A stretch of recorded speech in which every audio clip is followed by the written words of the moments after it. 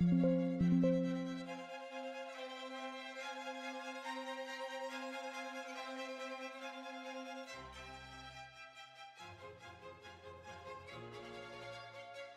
bum, bum, bum, bum, bum, bum, bum, bum, bum, bum, bum, bum. Alright, we're gonna try and actually lock in and do some shit.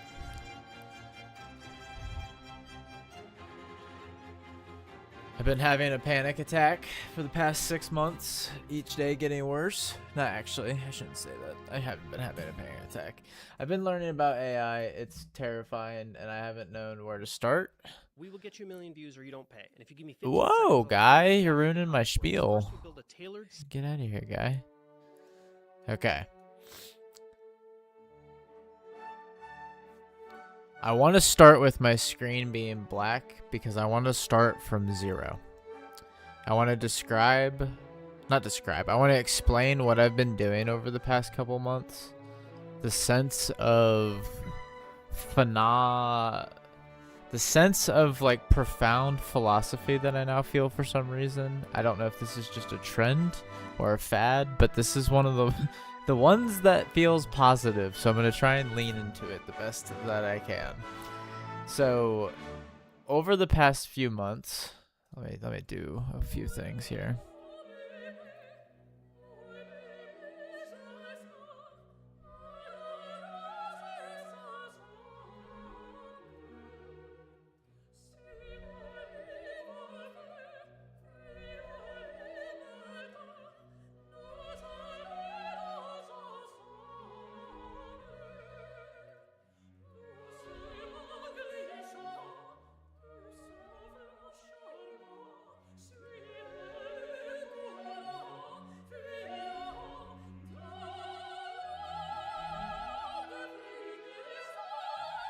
Oh no.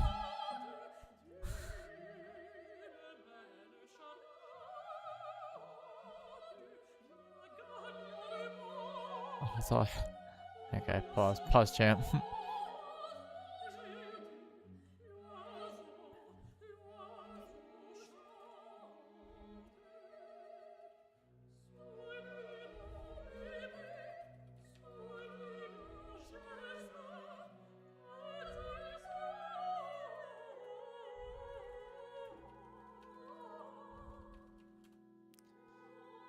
Okay, so while that helps me fix the mistake I just made, I can go back to...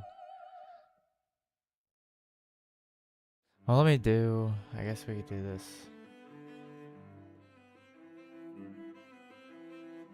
I don't want that. I want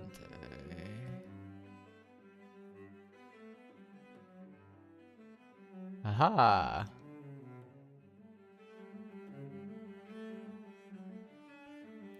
Alright, excuse me because this is gonna take me a second. I'm trying to be organized.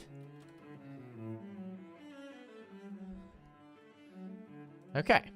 So as I was saying, it's weird that this doesn't display fully, but whatever. I've been trying to get back into reading this year. This was one of the goals that I had. The reason I was trying to get back into reading was for a couple of reasons. One, the things that I enjoy are typically nerdy and are typically derived from books and or stories. Star Wars is one of the few exceptions, but I mean all the other ones, Lord of the Rings, Harry Potter, Game of Thrones, the Oppenheimer movie that just came out was based on American Prometheus. Odyssey is about to come out that's based on the Odyssey. The list goes on and on. Not every single movie is like this, but most of them are. I really got tired of movies just not living up to the expectations. Movies or TV shows also in this category. But also I was just getting tired of the wait time between everything. Fire and Blood is on this list. This was the first book that I actually read because I'm just tired of waiting for each season to get released and come out. So I started reading Fire and Blood, and then I started reading Prometheus, and now I'm reading Dune. The other books, The Obstacle is the Way, The AI-Driven Leader, Atomic Habits, and If Anyone Builds It, Everyone Dies, I started listening to for a different reason. I have to go to Cincinnati for work 3 days a week, and that's about an hour drive if you're being generous. So I told myself, instead of listening to podcasts, I've been a big fan of game live, all in one place. With YouTube TV, subscription required. Cancel anytime.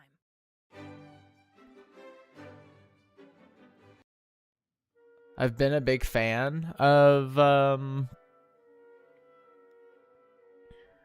The Yard and the Lemonade Stand, and nothing against those guys, but I gotta start reading things that are actually good for my brain and listening to things that are good for my brain. And I've been cynical and pessimistic my whole life.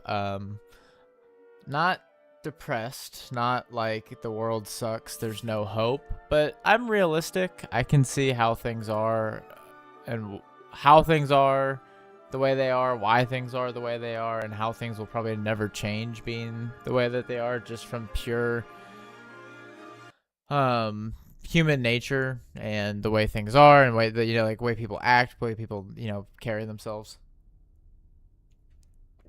So you know, I just naturally I've been a hater. I would say my whole life. I hate these kinds of books. I think they're bullshit. I think they're fake. You could easily say people write them just to sell shit. It is very salesy. It's very like no duh dipshit type advice in some cases even. Well, at least that's what I thought before I started listening to them. So I started with Ryan Holiday for personal reasons. It tied to something that it tied to what I studied in college, stoicism and philosophy. This one got my brain thinking a little differently, but the 2 or 3 that have really unlocked the way that have started to change the way that I'm thinking are Atomic Habits, If Anyone Builds It, Everyone Dies. Oppenheimer helped for different reasons, but these 2 and not want to read Deep Work, which I'm currently listening to. Oh my gosh, they're completely changing my viewpoint on the way our brains work, my viewpoint on just a lot of things. It's a culmination of things, basically. These books started to unlock, in my opinion, how all of our brains like routine, and basically like how they work, how we think, and how we can pay attention to how they work and how we think to maximize that efficiency. I think this paired with AI, with some other documentaries. So that brings me to where I'm at now. So the books were the start. They started thinking about things and taking things more seriously. Well, then I got introduced to artificial intelligence.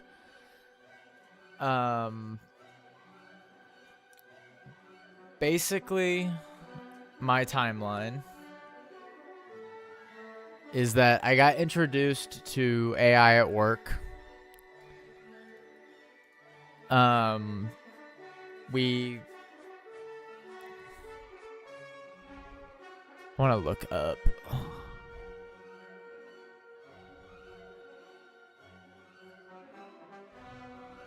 Doing a lot of rambling. Basically, I got introduced to AI. I've been forced to now interact with it, and now I want to start to talk about it and learn more about it. So this is what we're gonna do. Instead of being all techie and tutorial based, this is what I want to try to accomplish. I want to set up my screen like so. I want to have RuneScape on one side. I'm going to put Obsidian on the other. This is what we're going to rock with for now. And then what I'm going to do is try my best not to dox myself or give away anything important, but I want to show exactly what I'm doing with AI. And this is perfect opportunity because they just released a new update for Claude. So we're literally going to jump right into this. So I got some backstory, a little bit of backstory here. I don't mind getting to the point where I'm explaining how I use Claude Code. The reason that I'm starting from a blank screen and I'm trying to build up my stream and show exactly what I'm doing at all times or to the best of my ability is to show that these self-help books aren't bullshit, and that if you just change your mentality and your perspective and the way that you think about things, you can unlock a different version of yourself in the world. And like all the optimism becomes glaringly true if you realize that you just have to put a little bit of effort and then work a little harder. So that's what we're gonna do. So I am currently live on Twitch and YouTube at the same time. A couple days ago, we discussed my first stream and reading Dario Amade's essays.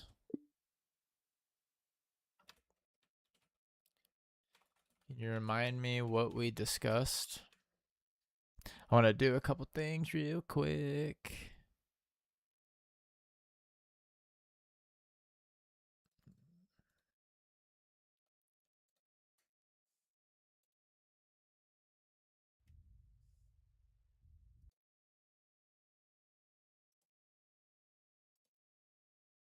I think we're gonna go with you guys. That's great. Awesome. Let me get the contract. One last thing. Your sock too.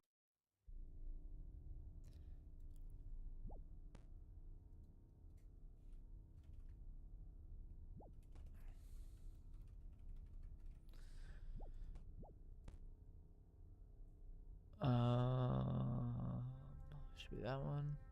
Okay.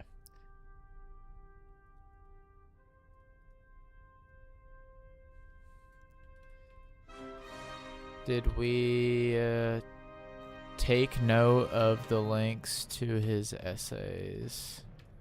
I'm ready to read Machines of Loving Grace.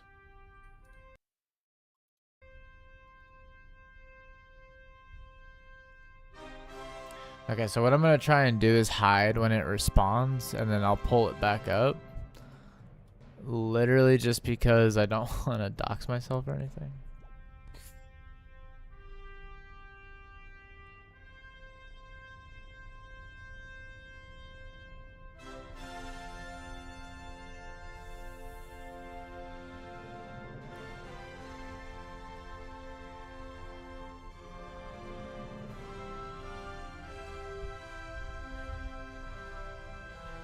But that's why we have RuneScape. RuneScape's going to be our side monitor game that saves us from boredom.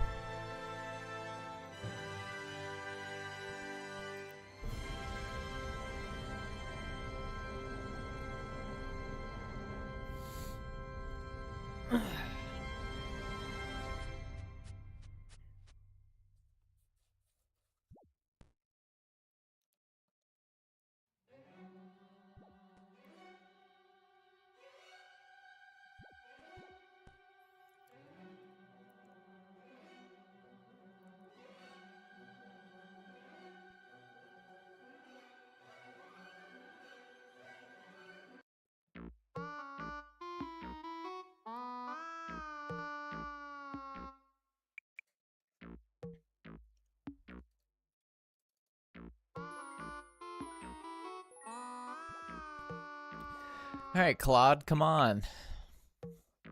He's taking a hot minute. He's looking through all my notes and everything is what he's doing. While he does that, actually, I think I'm going to run and go do my bird nests.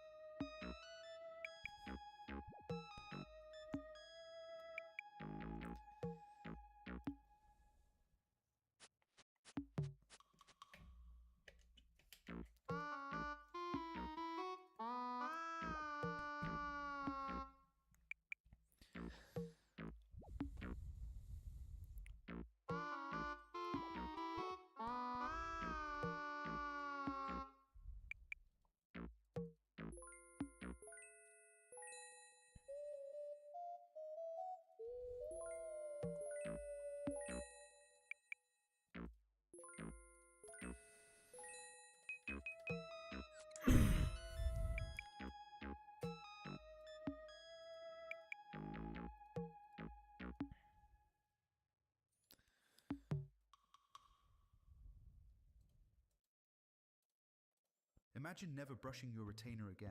Just water and Ew. a touch I need of to buy YouTube Premium. outdated cleaning.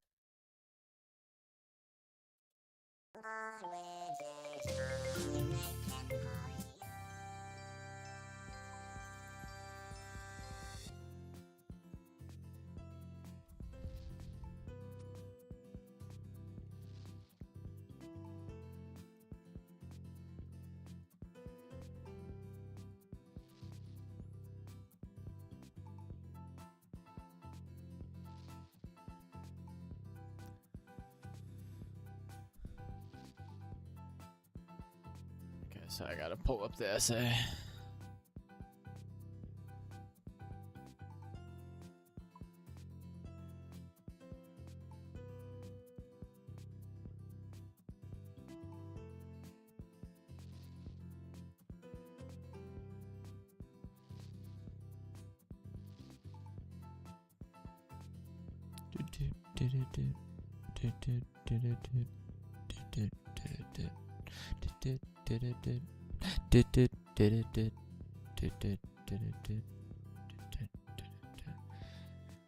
I am live right now. Can you put together a quick note with a preamble about Dario Amodei and some facts about him and how he wound up at Anthropic and why he's an important figure in the AI space and why he is reputable and why his words carry weight and that he's not as prone to being a hype man?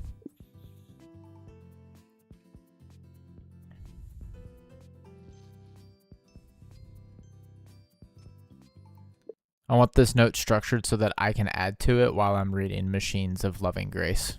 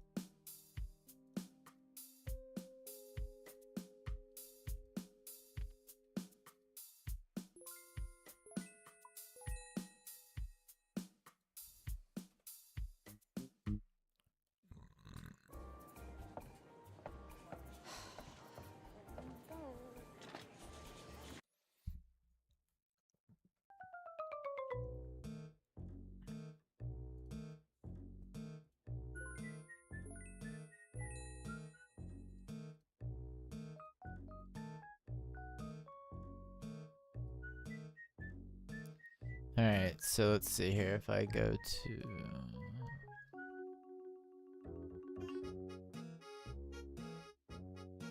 Nice, okay.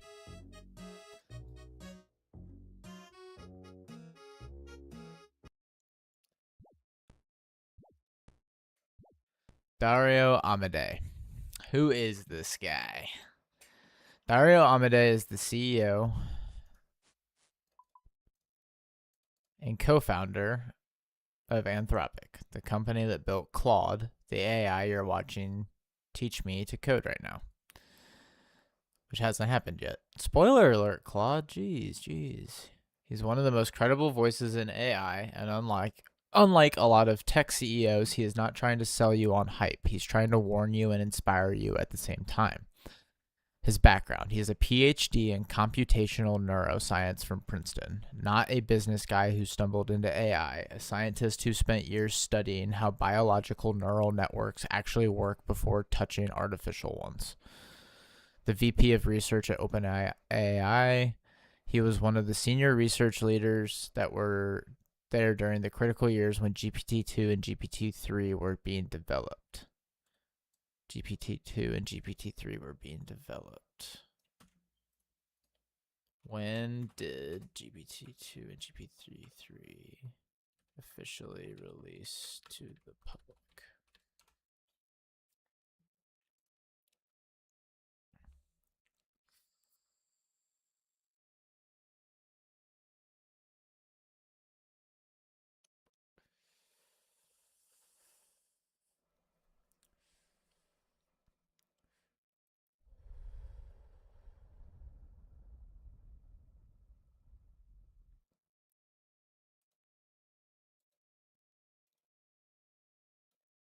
We're not doing that maze. It's going to take too much time.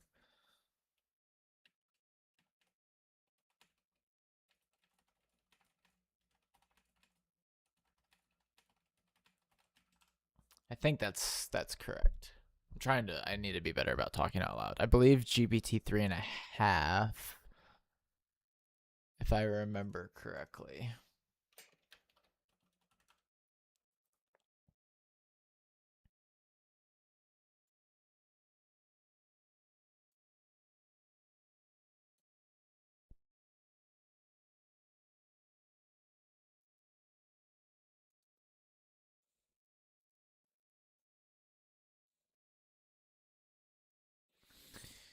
Okay. This date is very important. Let's make sure we take note of it. Okay. So GPT-3 was impressive but locked behind the API waitlist. ChatGPT, November 30th, 2022, running on GPT 3.5 was the moment. It hit 100 million users in 2 months, the fastest growing consumer application in history at that point. For context, TikTok took 9 months, Instagram took 2.5 months to hit the same number. The reason it landed so hard, for the first time anyone could go to a website, type a question in plain English, and get a coherent, intelligent sounding response. No API keys, no code, no waitlist, just a chat box. That's what made it the demonstration moment. The same way Hiroshima made nuclear fission real to the public overnight. This is actually part of why Dario's timing matters. He left OpenAI in early 2021 and almost 2 full years before ChatGPT went viral. He didn't leave after the hype. He left before anyone outside the field was paying attention because he could see where the scaling curves were hitting. That's foresight, not hindsight. Interesting.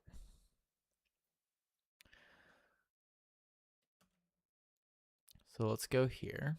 Let me do this real quick.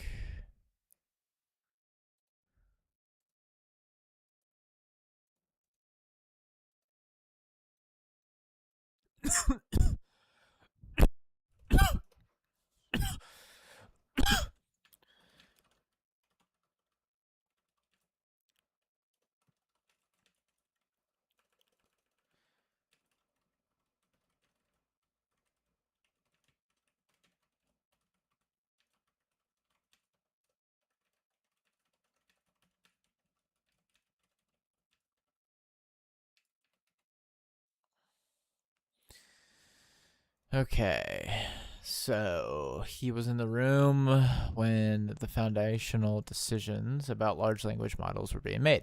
He left OpenAI over safety concerns. This is the key detail. In late 2020, early 2021, Dario and his sister Daniela, who was the VP of operations, left along with several other senior researchers because they believed OpenAI was prioritizing commercialization over safety. Oh. They didn't just complain about it, they left and built something else. They founded Anthropic in 2021 with the explicit mission: build AI systems that are safe, beneficial, and understandable, not move fast and break things. The opposite, move carefully and understand what you're building. Why his words carry weight. He is not a hype man. Most AI CEOs are selling you something, a product, a stock price, a vision of the future where their company wins. Dario consistently talks about the risks alongside the potential. He published an essay about how AI could cure cancer and an essay about how it could go catastrophically wrong. That's not marketing, that's honesty. He has the technical depth, this isn't a suit reading talking points. He can and does get into the weeds on model architecture, alignment research, and scaling laws. When he makes a claim about what AI can or can't do, it comes from direct research experience. He left money on the table for principles. OpenAI went on to become one of the most valuable companies in tech. Dario walked away from that because he thought safety wasn't being taken seriously enough. That tells you something. It's funny that it says this, you know? So let's see.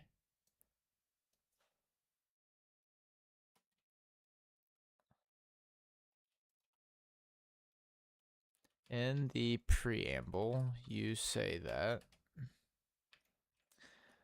I would disagree with this point just because at the time, OpenAI was still a nonprofit private company.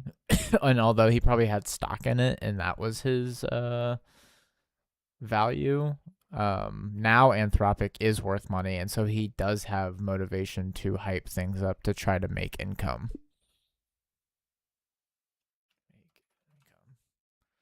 See what it says to that. Anthropic's research speaks for itself. Constitutional AI, interpretability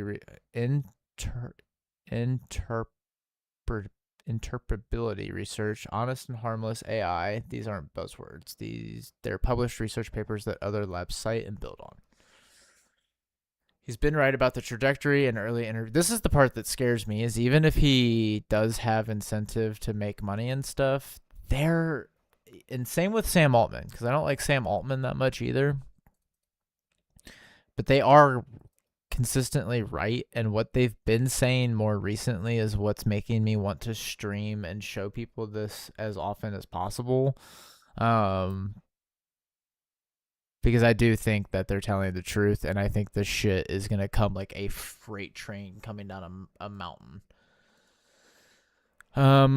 So he's been right in early interviews. He talked about AI capabilities scaling faster than most people expected, the importance of responsible scaling policies, and the need for government engagement. All of these positions aged well.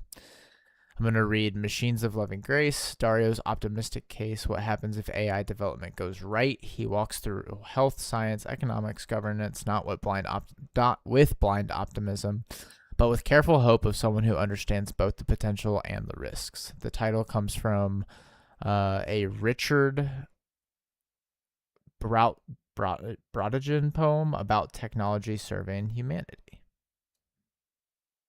Interesting.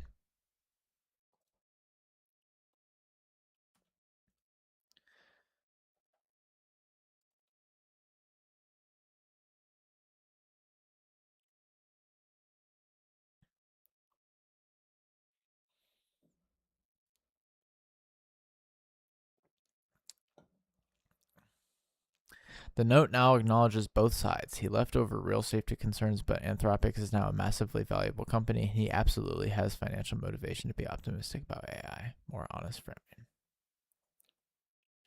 You noted that the title for the essay, Machines of Loving Grace. Is this poem available for free online?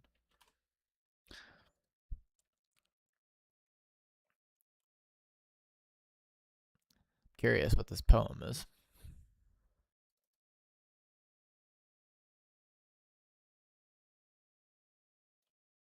Okay, we'll let that cook.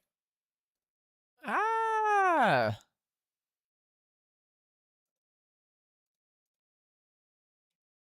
Okay. The adolescence of technology, the companion piece, the messy middle, the part where the technology exists, but we haven't figured out how to live with it yet. This is the essay that acknowledges we're in the hard part right now. The stream series is called Machines of Loving Grace because that's exactly what we're testing. Can AI, specifically Claude, built by Dario's company, actually teach someone to code from scratch? Not replace a teacher, not shortcut the learning, actually teach. If Dario's vision is right, this is what it looks like in practice. That is correct. Okay.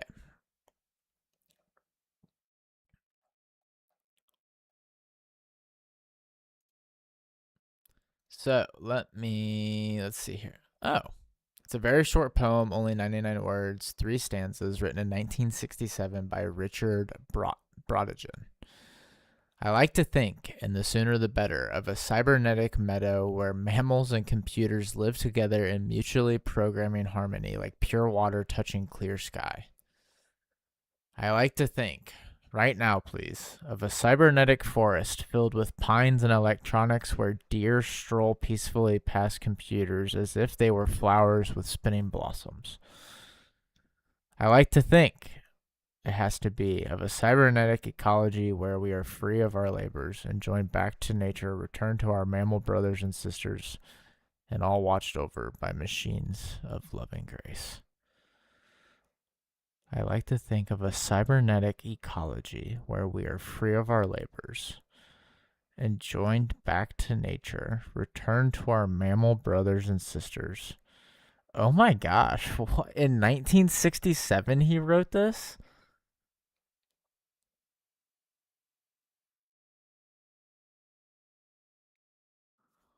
Hold up. The poem's tone is interesting. Those parenthetical interruptions and the sooner the better, right now please, it has to be, read as both hopeful and desperate. It's not serene confidence, it's a wish. That's a perfect mirror for Dario's essay. Careful hope, not certainty. The fact that he chose this title tells you he sees this vision as aspirational, not guaranteed.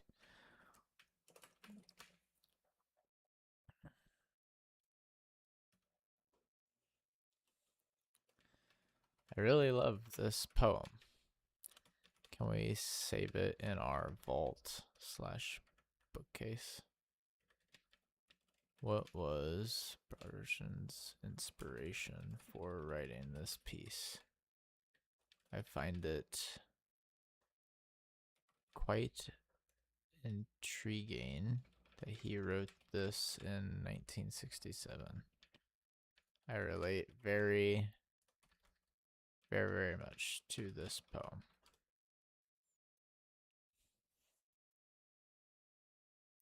I feel this in my fucking bones, man. Even these parentheses. The right now, please, it has to be. I cannot believe he wrote this in. What's up with all these people in the 60s and 70s? Like, right, like the guy that wrote Dune he wrote that in the 60s, 70s, I'm pretty sure.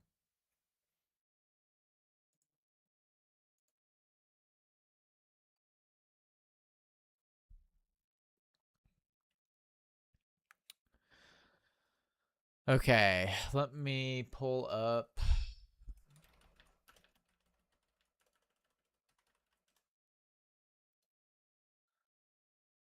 this beast of an essay. This thing's long.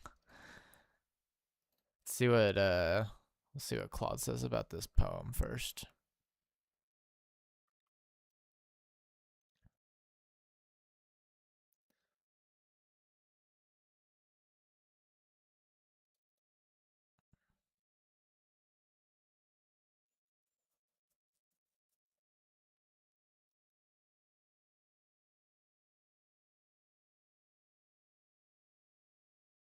He wrote this in October of 2024.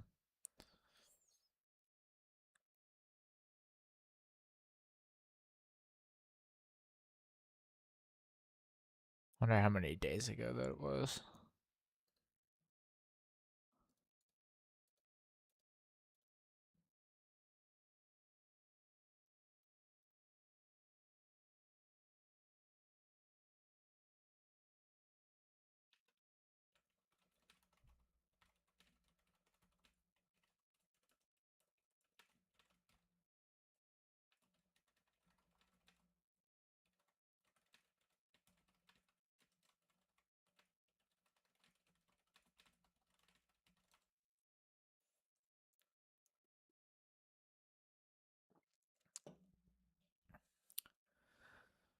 Let's see how many days it's been.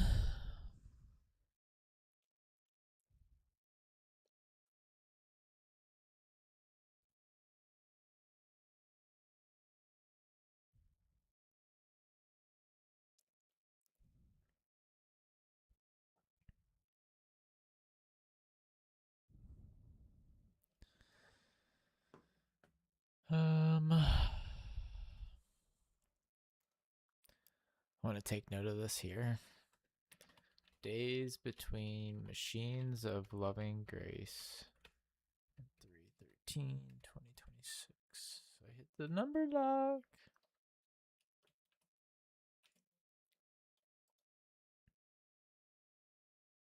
$518 days.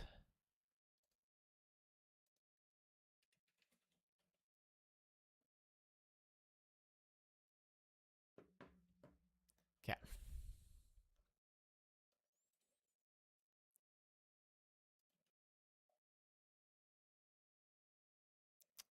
Claude is still cooking. We got our notes here. I have the essay pulled up. Yeah. I think we're almost ready to start reading.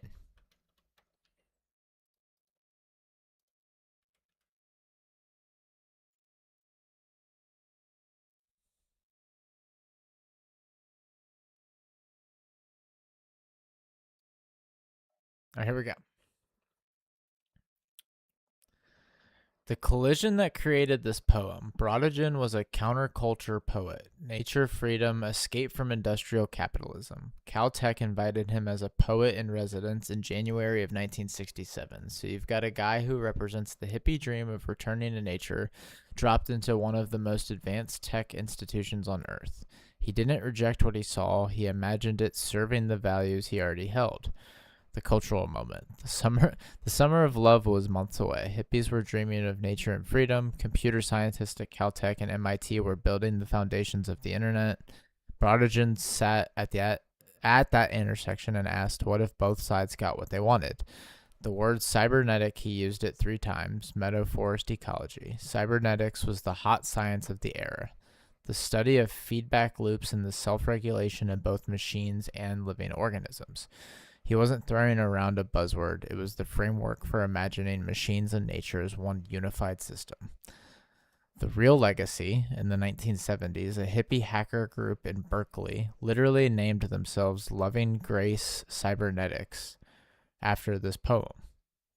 They built Community Memory, the first public computerized bulletin board installed in a record store. This poem inspired the people who built precursors to the internet.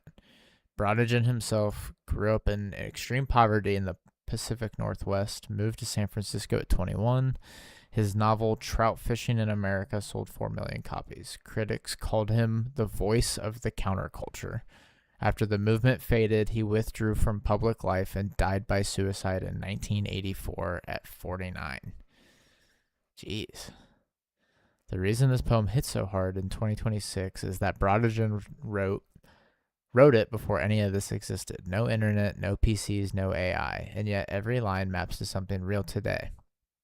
Free of our labors is the automation promise. Mutually programming harmony is human-AI collaboration. And these escalating parentheticals, and the sooner the better, right now, please, it has to be, aren't confidence, they're a prayer. That's why Dario chose this title. His essay isn't a prediction either. It's a carefully reasoned wish. Loving Grace Cybernetics.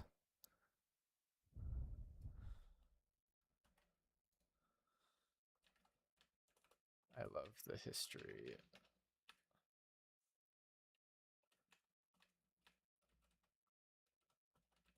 Let's add. I want to read list. Add another book to our bookshelf.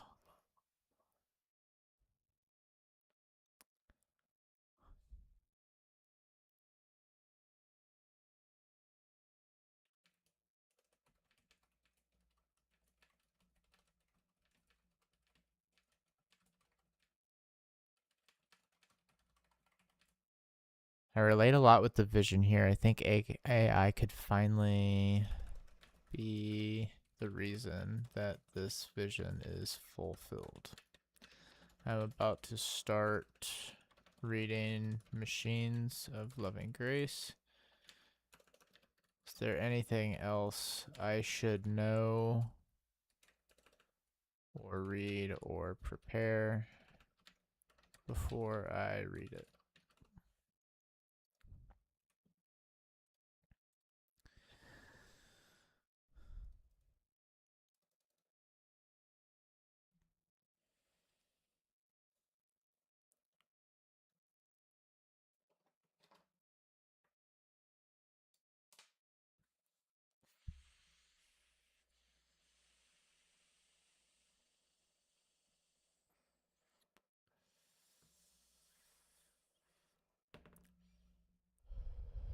So this is the cool thing about Claude Code is like it it takes a little bit of practice to think with it the right way, but dude, the way it can connect all this stuff for me and just add things to my digital notebook basically is quite impressive.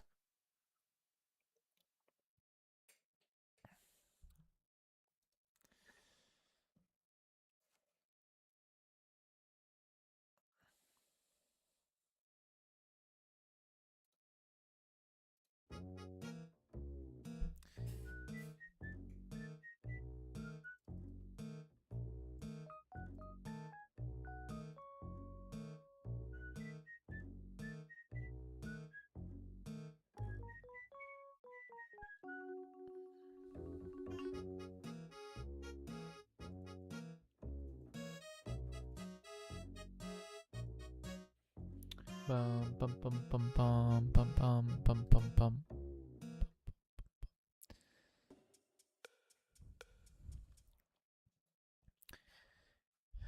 You know who Dario is. The preamble note covers his background, credibility, and biases. You're going in with your eyes open. You know the poem it's named after. You know who the history behind it. That context will make the essay's framing land differently than for most readers. Dario chose that title deliberately. You're living the thesis. You're literally being taught by Claude right now. Most people read this essay as theory. You're reading it as someone actively testing whether it's true. A few things to keep in mind as you read. It's long, 15,000 words across several sections. Don't feel like you need to read it all in one sitting on stream. It's okay to read a section, react, discuss, move on. Dario front loads his disclaimers. The opening is careful, almost defensive. He knows people will accuse him of hype, so he spends real estate explaining why he's writing it. Don't lose patience in the intro, the substance comes after. He organizes by domain. Health biology, neuroscience, economics, governance, etc. Each section is almost a standalone argument. Your note is already scaffolded to match. Watch for the tension between could and will. Dario is careful to say could, but the optimism is so vivid that it reads like will. Okay, so that part's important. Let's read that one again. Watch for the tension between could and will. Dario is careful to say could, but the optimism is so vivid that it reads like will. That's the essay's greatest strength and its blind spot. Your preamble note already flags this. He wrote it in October 2024, before Claude 4.x, before a lot of what exists now. Some of his predictions about timelines may already feel conservative or aggressive, depending on the domain. One thing you don't have yet, you might want to pull up the essay itself on a second monitor or tab so chat can follow along. I'll me to open it in Chrome. The fact that you connected with the 1967 poem before reading the essay is actually the ideal reading order. Brodagen gives you the emotional vision. The wish, Dario gives you the technical roadmap for how that wish might actually happen. Hey, that's what I said. You're going from poetry to engineering, which is exactly the journey you're on with the stream series itself. Okay, so the last thing I want to do before we start then, before I read the essay, at the top of our note for Machines of Loving Grace, can you do some research and give a quick summary of what the AI landscape looked like on the day the essay was published?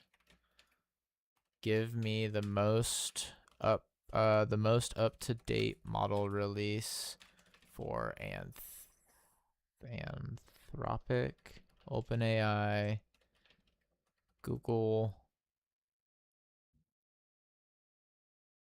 Meta, and the Chinese models if they were out at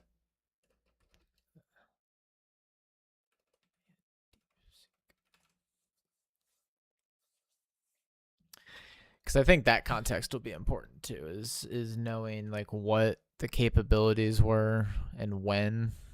I think that'll help frame things. Do a little bit of research here.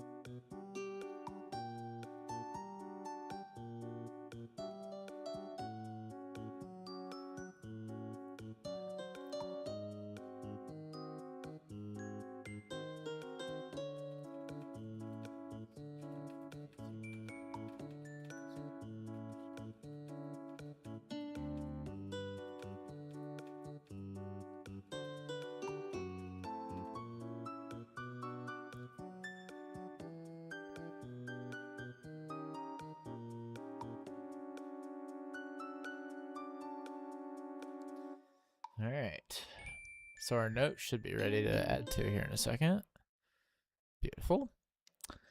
We're one of the only social media agencies that guarantees 1 million views or you don't even pay. But honestly, that is just kind of what we say from our. Okay, let's go back up to the top. The AI landscape on October 11th, the day Dario published Machines of Loving Grace, here's what existed and what didn't.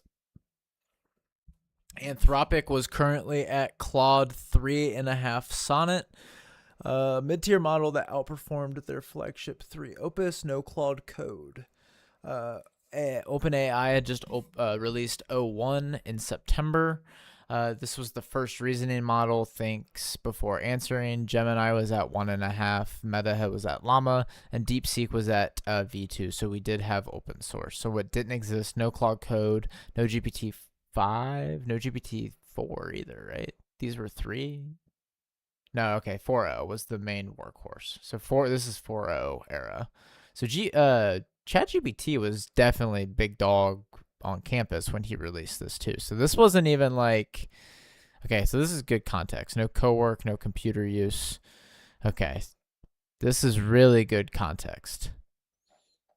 Where I was October 11th, 2024. So I was engaged. I had gotten engaged on May 4th, 2024. I'm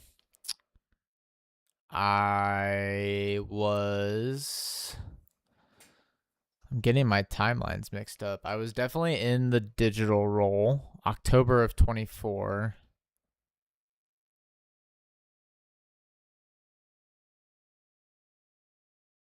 Hang on, I'm trying to.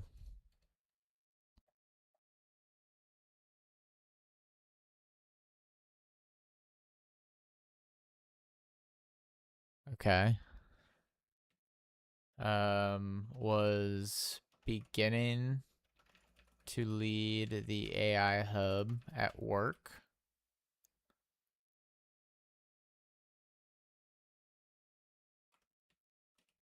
Was interested in AI, but mainly just the chatbots.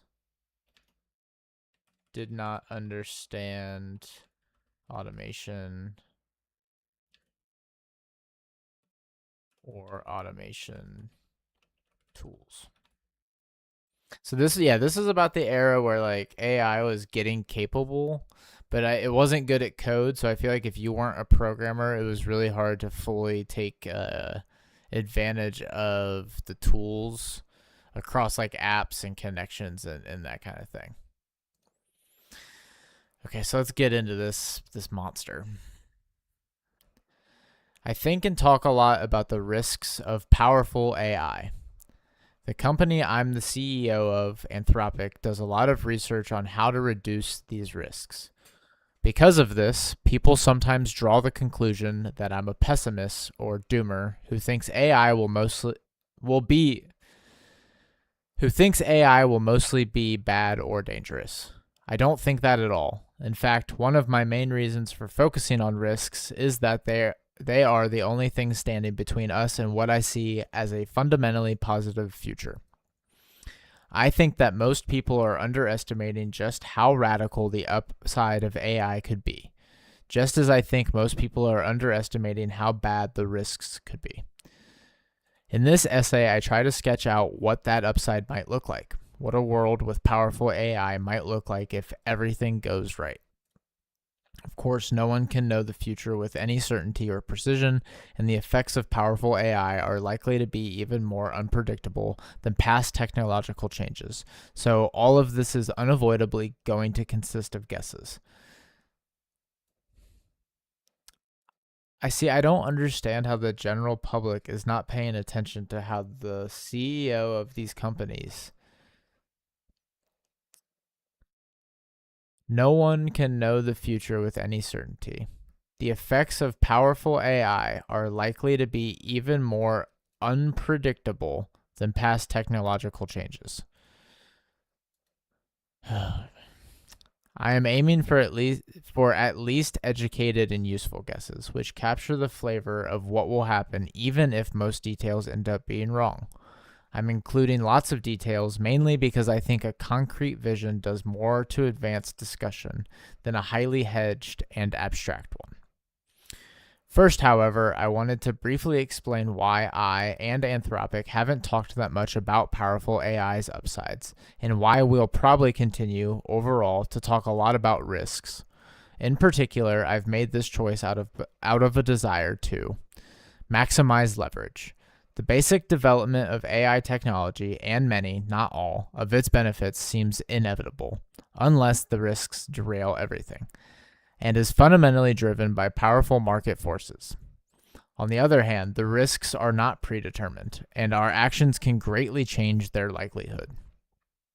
Avoid perception of propaganda.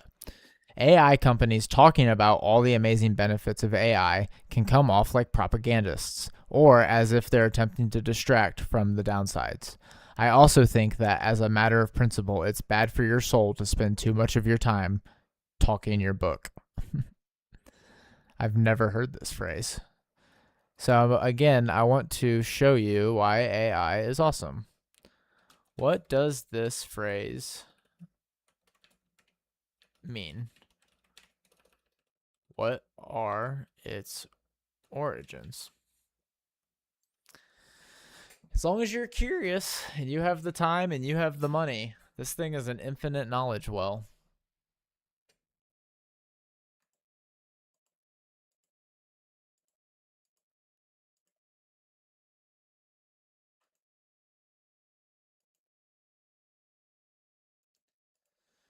Okay, talking your book is a Wall Street / finance term. It means publicly promoting or being optimistic about something you have a financial stake in without necessarily disclosing that stake, or at least without acknowledging how much your opinion is shaped by your position. Example, a hedge fund manager who owns millions in Tesla stock goes on CNBC and says Tesla is the future of transportation. He's not lying, he might genuinely believe it, but he also profits if you agree with him and buy the stock. Comes from trading floors, your book is your portfolio. The positions you hold talking your book mean your public commentary conveniently aligns with whatever makes your book more valuable. The phrase has been in use since at least the 80s on Wall Street. Dario Amodei is absolutely talking his book when he writes Machines of Love and Grace. He runs an AI company. If AI transforms healthcare, education, and economics in ways he describes, Anthropic becomes one of the most important companies in human history. His optimism isn't fake, but it's not disinterested either. He benefits enormously if you believe the vision. The nuance with Dario specifically, most people who talk their book are only talking their book. Dario also publishes the risks, funds safety research, and left a more lucrative position over concerns. So he's talking his book, yes, but he's also one of the few people in the industry who publicly acknowledge the downsides of his own product.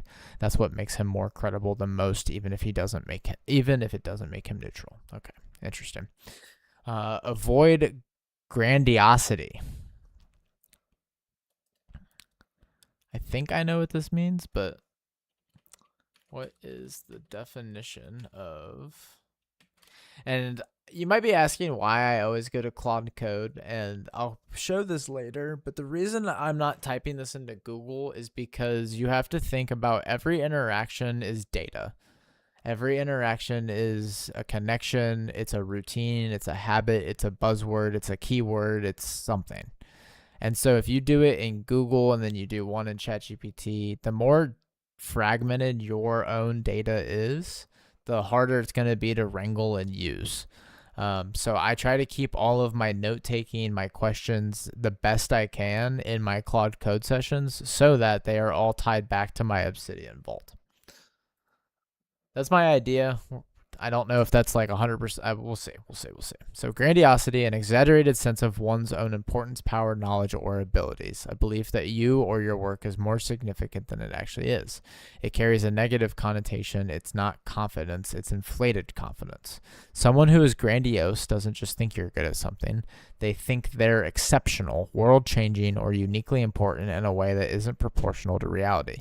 In psychology, grandiosity is a hallmark trait of narcissistic personality disorder. The clinical definition is an unrealistic sense of superiority, a persistent pattern of overestimating one's abilities and underestimating others. In everyday use, it's often used to describe language, claims, or visions that feel too big, too sweeping, too self-important. It's a bit grandiose means you're overselling this.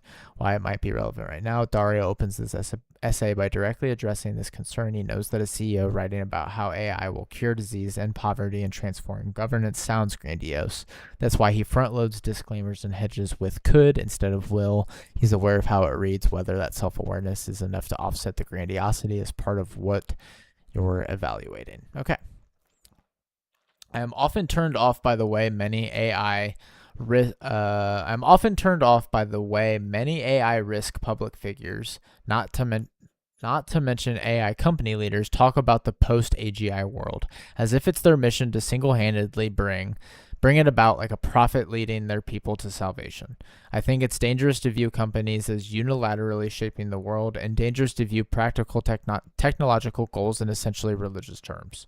Avoid sci-fi baggage. Although I think most people underestimate the upside of powerful AI, the small community of people who do discuss radical AI futures often does so in an excessively sci-fi tone, featuring uploaded minds, space exploration, or general cyberpunk vibes. I think this causes people to take the claims less seriously and to imbue them with a sort of unreality. To be clear, the issue isn't whether the technologies described are possible or likely. The main essay discusses this in granular detail. It's more that the vibe connotatively smuggles in a bunch of cultural baggage and unstated assumptions about what kind of future is desirable, how various societal issues will play out, etc. The result often ends up reading like a fantasy for a narrow subculture while being off-putting to most people. Yet, despite all of the concerns above, I really do think it's important to discuss what a good world with powerful AI could look like, while doing our best to avoid the above pitfalls. In fact, I think it is critical to have a genuinely inspiring vision of the future and not just a plan to fight fires. Many of the implications of powerful AI are adversarial or dangerous, but at the end of it all, there has to be something we're fighting for. Some positive, some outcome where everyone is better off, something to rally people to rise above their squabbles and to confront the challenges ahead. Fear is one kind of motivator, but it's not enough. We need hope as well. The list of positive applications of powerful AI is extremely long and includes robotics, manufacturing, energy, and much more. But I'm going to focus on a smaller number of areas that seem to me to have the greatest potential to directly improve the quality of human life. The 5 categories I'm most excited about are biology and physical health, neuroscience and mental health, economic development and poverty, peace and governance, work and meaning. Maybe these are the 5 areas that like I should center. I don't hate that idea. So let's go to my notes.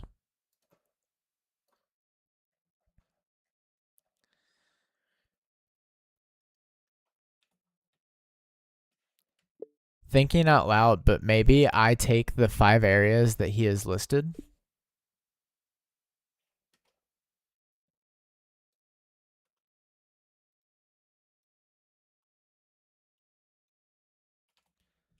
and make these the areas that I try to center my programming and opus and knowledge around, because I kind of agree that these areas are going to be the first to be like hit the hardest. And if that's true, these are also the areas that I need to focus on the most to make sure that I'm living like a healthy and good life. Just a thought. My predictions are going to be radical as judged by most standards, other than sci-fi singularity visions. I do anticipate some minority of people's reactions will be, this is pretty tame. I think those people need to, in Twitter parlance, touch grass. But why am I reading fucking dude? I can't escape gamer Twitch terms. Seriously. I'm trying to be a more educated, classy person, and here I am reading the CEO of Anthropic telling Twitter kids to go touch grass. That's awesome. More importantly, tame is good from a societal perspective. I think there's only so much change people can handle at once, and the pace I'm describing is probably close to the limits of what society can absorb without extreme turbulence. He's being he's underestimating that. One thing I'll say about smart people, dare I say this from a viewpoint of sounding cocky, they have a tendency to overestimate how close the morons are behind them. For a really long time, I've thought my peers were not far behind me, and I think I'm really realizing how far that gap is. But that gap exists because I myself was lazy and didn't apply myself. Had I learned programming and computer science the way I should have at Ohio State, I would probably be amongst peers that are smarter than me, and I'd be challenged day in and day out. So I don't know. I think the pace at which we are going is going to. I don't think people are going to be able to handle it. I think turbulence is doing a lot of heavy lifting in that sentence. I think we're going to be past the limits. I think this, like, some people aren't going to be able to handle understanding what is about to happen. I hope I'm wrong, but let's see. But I mean, yeah. So everything I'm saying could be very easily wrong, to repeat my point from above. But I've at least attempted to ground my views in a semi-analytical assessment of how much progress in various fields might speed up and what that might mean in practice. I am fortunate to have a professional experience in both biology and neuroscience, and I am an informed amateur in the field of economic development. But I am sure I will get plenty of things wrong. One thing writing this essay has made me realize is that it would be valuable to bring together a group of domain experts in biology, economics, international relations, and other areas to write a much better and more informed version of what I've produced here. It's probably best to view my efforts here as a starting prompt for that group.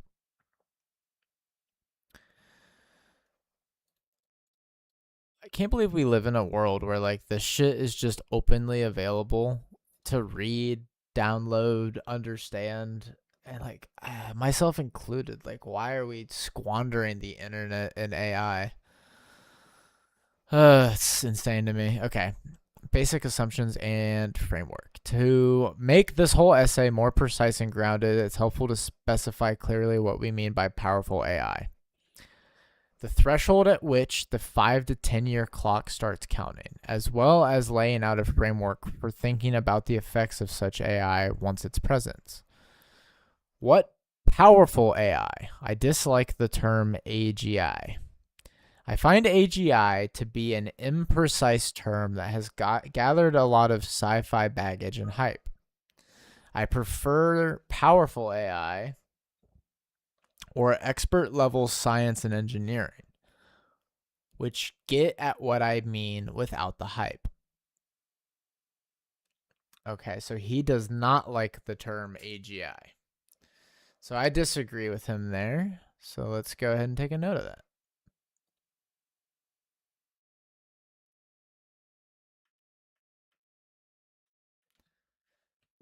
I disagree with Dario's view on the term AGI.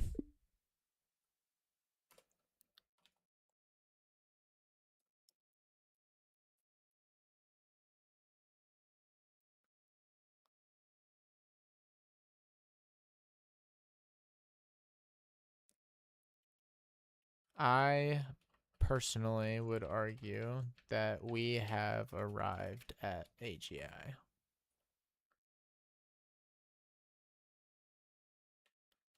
ASI is the next step / sphere.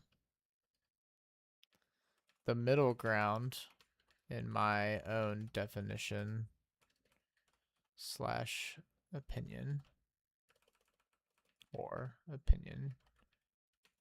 is recursive self-improvement. I would argue that coding agents now at their current level are AGI. They are smarter and more capable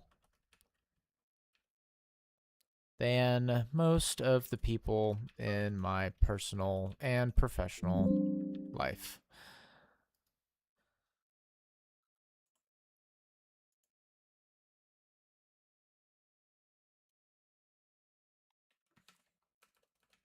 The only thing stopping true takeoff is the models 1,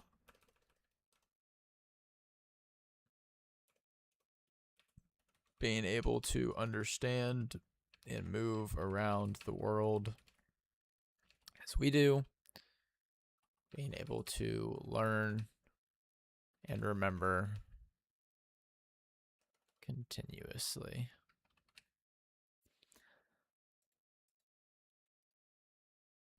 I think personally, I I believe this. Just saying. Okay.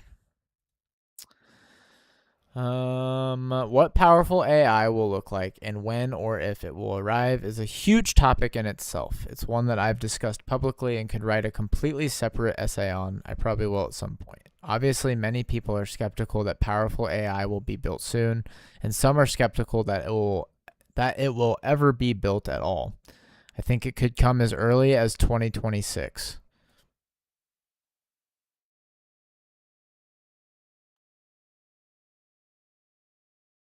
We're 3 months into 2026. So I'm probably late, but we need to start figuring this out. I think it could come as early as 2026, though there are always ways it could take much longer. But for the purposes of this essay, I'd like to put these issues aside, assume it will come reasonably soon, and focus on what happens in the 5 to 10 years after that. What he's referring to here is Claude Code. What he saw internally is AI that had capabilities and tool use. And what he's referring to is powerful AI arriving, but us not knowing how to harness it, which is what has happened with Claude Code. And this is what I just took note in my Obsidian. We have AGI. If you consider what general intelligence means, to me that just means me versus machine. Average human versus a computer at digital tasks. It could be anything and everything with the same, web search and same tool use capabilities. I mean, I've watched these things build Excel reports. I'm now watching them build PowerPoints. They're building websites. They know more languages than me. Their memory is better than me. They're faster than me. They know more about computers than I do. They're more organized than I am. They don't have emotion and bias. They stay on task. I mean, this is AGI. The only thing that he's referring to that's different is that recursive self-improvement / reinforced learning. So and that's two different paths, right? One path you go down is the recursive loop. So once the AI can teach itself and then make itself better and then teach itself and then make itself better, that's where it gets scary for like everybody, because we're not sure where, like, we get viewed as bugs in that universe potentially very rapidly. But the other side of this is just reinforced learning. So it's taking Claude and then using skills and templates and saved prompts and just teaching it the process slowly and surely. But over time, it starts to memorize the context and help you refine the workflow or the pipeline. And then over time, it just starts to do it better and it starts to become more automated. I think the argument would be that with Claude, like right now today, if you turned off the models, and they didn't get better, they couldn't get smarter, they couldn't get any more capable, I think most people would argue that like most people's jobs would be in danger. It's just a matter of catching up to the capabilities because we've been moving so fast. Basically, the meat sacks are the bottleneck now. That is that's the moral of the story, is that I think if AI could do it and could improve itself, it would, and it would just already have surpassed us. I think the only thing stopping it is us training and teaching it to do what we do, which is funny because the things we do are so stupid already. So this whole thing is just, I don't know, this is a loaded section here. I also want to assume a definition of what such a system will look like, what its capabilities are, and how it interacts, even though there's room for disagreement on this. So this is his definition of AGI. He's not going to say that it's AGI. He doesn't want to say that it's AGI. That's fine. But I think what I want to do too is let's go to key quotes. Actually, this part I'm going to give to Claude Code. So by Powerful AI. I have in mind an AI model likely similar to today's LLMs in form. Though it might be based on a different architecture, might involve several interacting models, and might be trained differently with the following properties. In terms of pure intelligence, in this essay I use intelligence to refer to a general problem-solving capability that can be applied across diverse domains. This includes abilities like reasoning, learning, planning, and creativity. While I use intelligence as a shorthand throughout this essay, I acknowledge that the nature of intelligence is a complex and debated topic in cognitive science and AI research. Some researchers argue that intelligence isn't a single unified concept, but rather a collection of separate cognitive abilities. Others contend that there's a general factor of intelligence, G factor, underlying various cognitive skills. That's a debate for another time. Okay, so there's a definition of intelligence and a definition of artificial general intelligence. Again, I'm going to put my definition. I'll even write it down right here.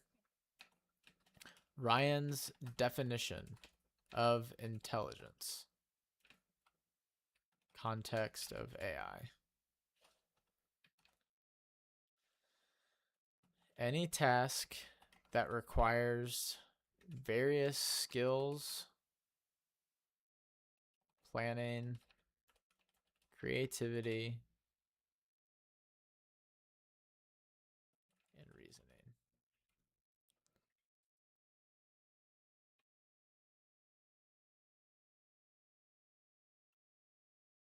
It's not like a task though. That's not the right way to define it. It's the skill one uses to complete a task. This skill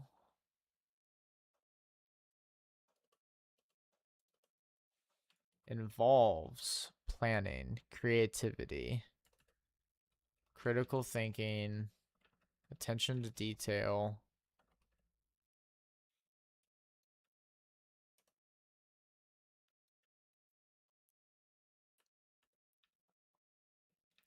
and other aspects.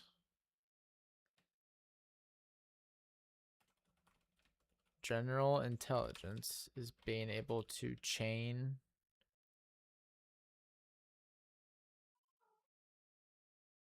knowledge, wisdom. Come on.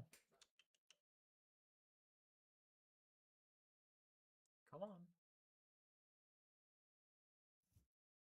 Dude. Cats, man.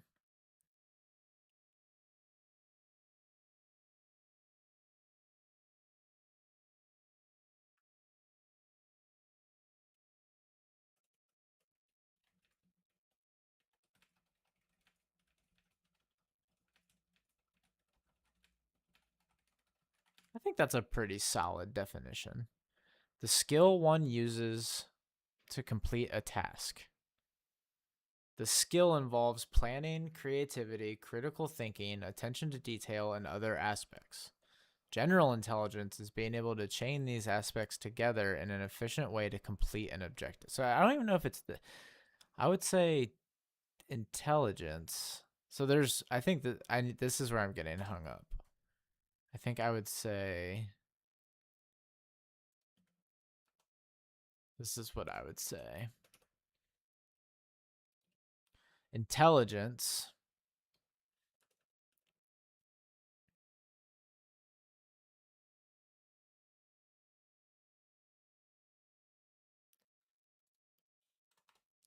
You know what? What's the legit what is the definition of intelligence?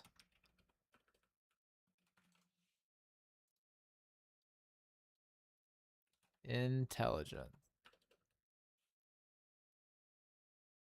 Having or indicating a high or satisfactory degree of intelligence and mental capacity. The ability to learn or understand things or to deal with new or difficult situations. Okay. So let's say that.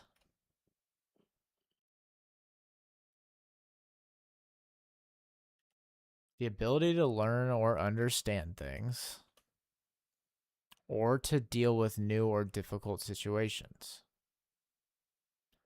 The ability to learn or understand things, or to deal with new or difficult situations.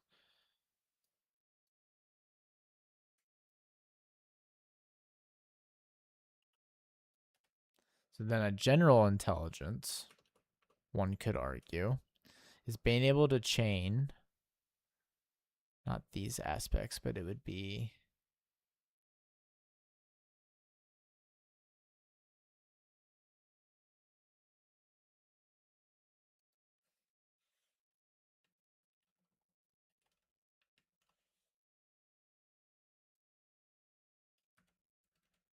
planning, creativity, critical thinking.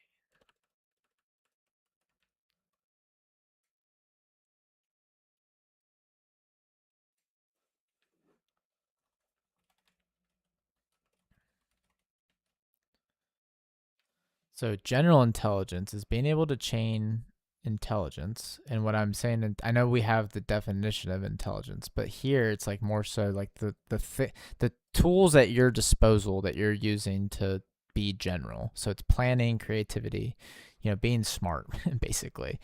So it's being able to chain intelligence together in an efficient way to complete an objective.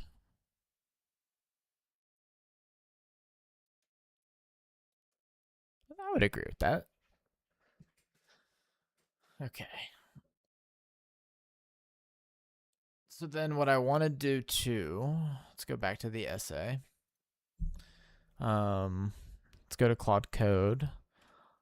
I want to make sure we take note of Dario's definition of AGI/powerful AI and his definition of intelligence for future reference if need be.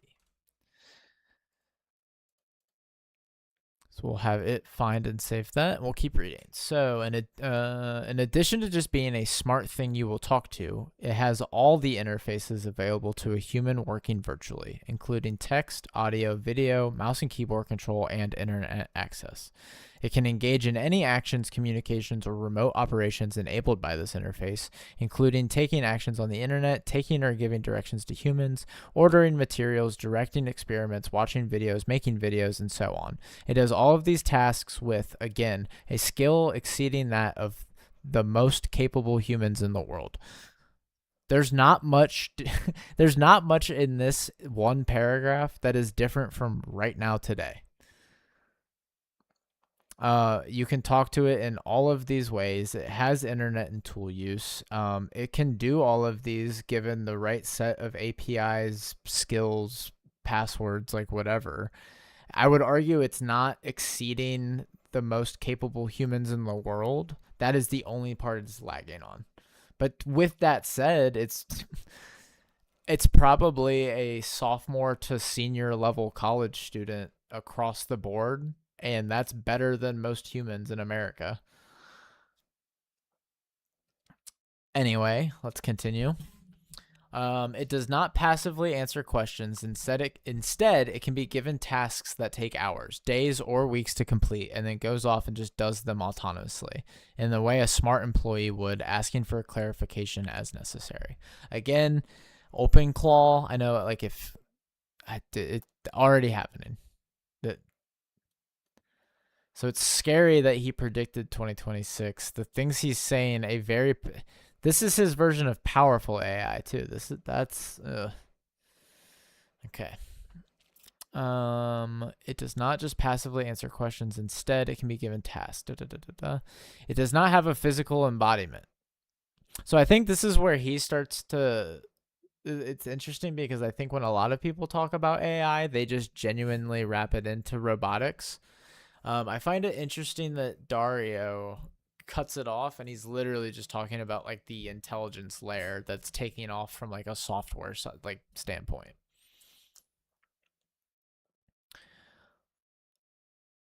It does not have a physical embodiment other than living on a computer screen, but it can control existing physical tools, robots, or laboratory equipment through a computer. In theory, it could even design robots or equipment for itself to use. Again, I think he saw Claude Code. You can do this with Claude Code. Claude Code can control Google documents. It can control physical things in the real world if it can connect to it through an API. So again, prediction, right? That's scary. The resources used to train the model can be repurposed to run millions of instances on it. This matches projected cluster sizes by about 2027. And the model can absorb information and generate actions at roughly 10 to 100x human speed. This is roughly the current speed of AI systems. For example, they can read a page of text in a couple seconds and write a page of text in maybe 20 seconds, which is 10 to 100x the speed at which humans can do these things. Over time, larger models tend to make this slower, but more powerful chips tend to make it faster. To date, the two effects have roughly canceled out. See, like if we're going to start putting calculations at what he is determining a powerful AI to be, then anything in this range, to me, clarifies it as powerful AI. And if we're just taking like the mid to above average humans, which is like where I would put myself. Like I'm not a doctor, I'm not a computer scientist, but I'm a pretty smart cookie. I'm not too bad. I would argue that this thing is 10 to 100x better than me in every fucking way. Oh man, I don't know. Okay. It may, however, be limited by the response time of the physical world or software it interacts with, aka the meat sacks are the bottleneck.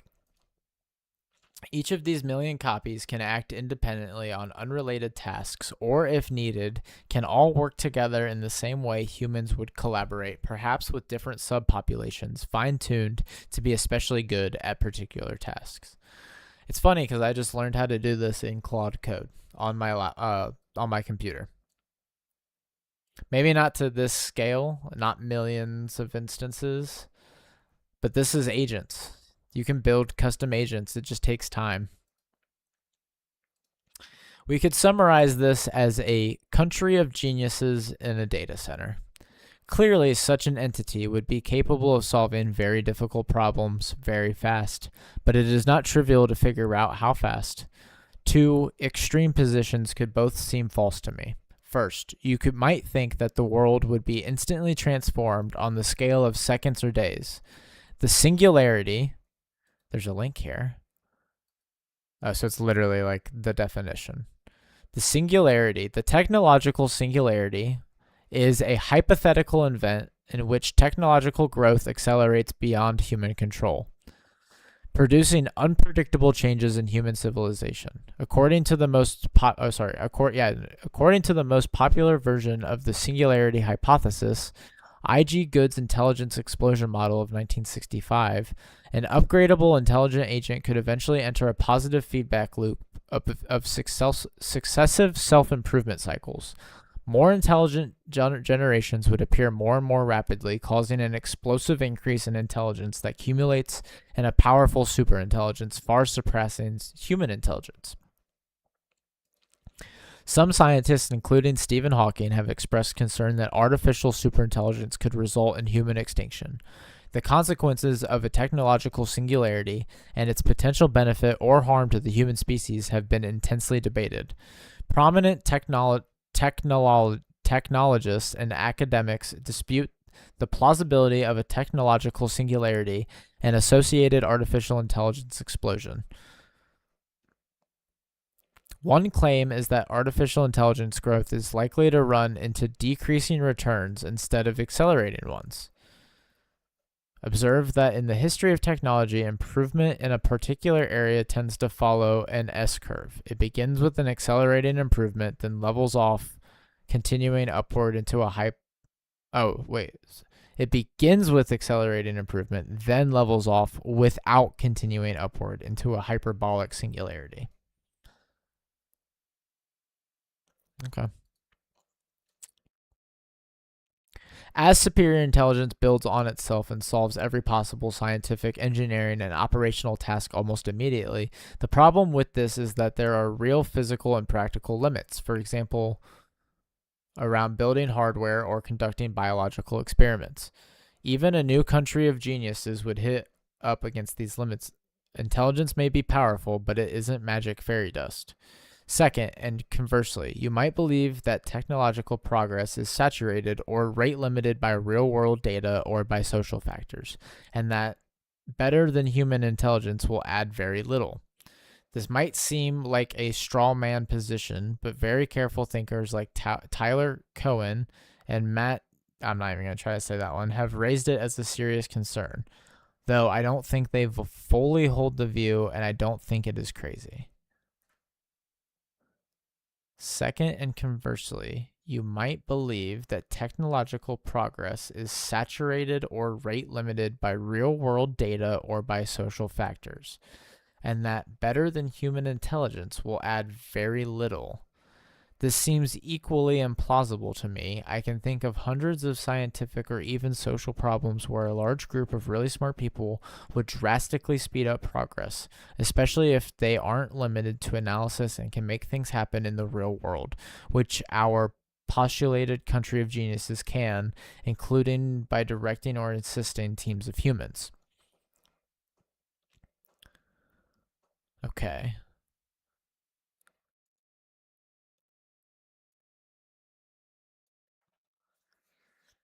Okay, I think the truth is likely to be some messy admixture of these two extreme pictures. Something that varies by task and field and is very subtle in its details. I believe we need new frameworks to think about these details in a productive way. Economists often talk about factors of production, things like labor, land, and capital. The phrase marginal returns to labor, land, capital captures the idea that in a given situation, a given factor may or may not be the limited one. For example, an air force needs both planes and pilots, and hiring more pilots doesn't help much if you're out of planes. I believe that in the AI age, we should be talking about the marginal returns to intelligence. The closest economics work that I'm aware of to tackling this question is work on general purpose technologies and intangible investments that serve as complements to general purpose technologies.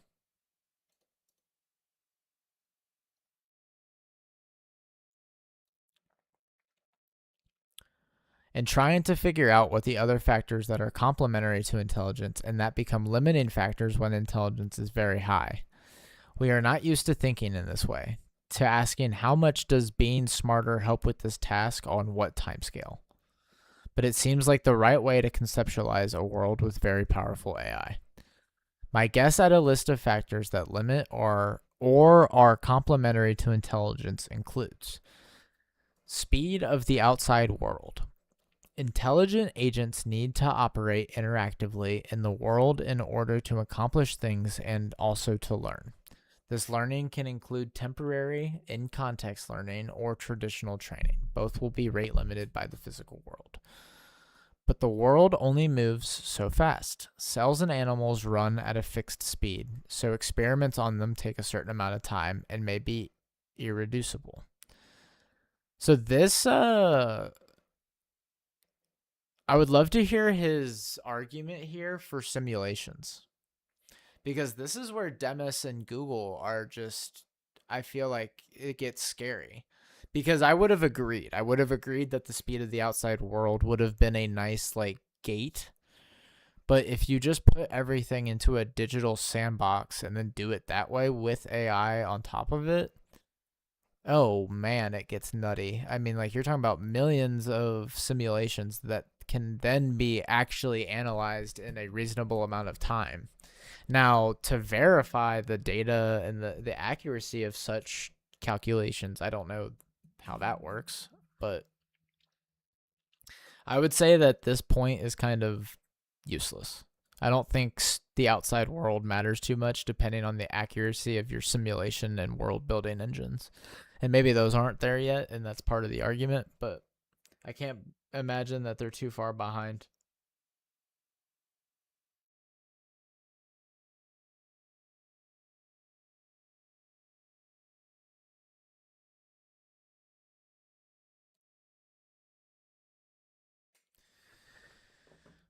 Sometimes, let's see, our need for data. Sometimes raw data is lacking, and in its absence, more intelligence does not help. Today's particle physicists are very ingenious and have developed a wide range of theories, but lack the data to choose between them because particle accelerated data is so limited. It is not clear that they would do drastically better if they were super intelligent, other than perhaps by speeding up the construction of a bigger accelerator.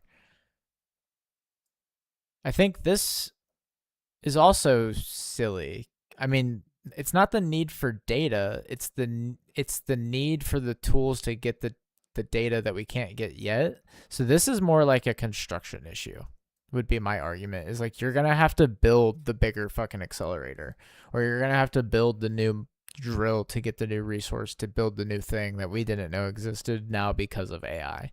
So I would have reworded this one a little bit, actually, because I don't think it's like data. Although, like, maybe on the surface level it's data. It's more so getting to the point to get the data, in my opinion. Same, but different. Some things are inherently unpredictable or chaotic, and even the most powerful AI cannot predict or untangle them substantially better than a human or a computer today.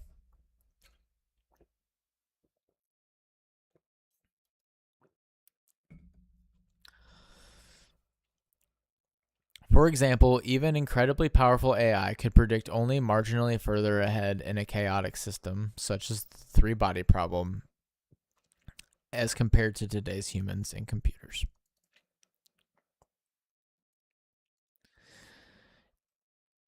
In physics, specifically classical mechanics, the three-body problem is to take the initial positions and velocities of 3 point masses orbiting each other in space, and then to calculate their subsequent trajectories using Newton's laws of motion and Newton's law of universal gravitation. Unlike the two-body problem, the three-body problem has no general closed-form analytic solution. The differential equations that govern the movements of three gravitating bodies are not integrable and cannot be solved to give explicit formulas for the positions of the bodies as a function of time. For most initial conditions, the dynamical system for three orbiting bodies is chaotic, and the only way to predict their motions is to estimate them using numerical methods. The three-body problem is a special case of the n-body problem. Historically, the first three-body problem to receive extended study was the one involving the Earth, the Moon, and the Sun. In an extended modern sense, a three-body problem is any problem in classical mechanics or quantum mechanics that models the motion of three particles. Okay, that one's above my pay grade. Many things cannot be done without breaking laws, harming humans, or messing up society. An aligned AI would not want to do these things, and if we have an unaligned AI, we're back to talking about risks. Many human societal structures are inefficient or even actively harmful, but are hard to change while respecting constraints like legal requirements on clinical trials, people's willingness to change their habits, or the behavior of governments. Examples of advances that work well in a technical sense but whose impact has been substantially reduced by regulations or misplaced fears include nuclear power, supersonic flight, and even elevators.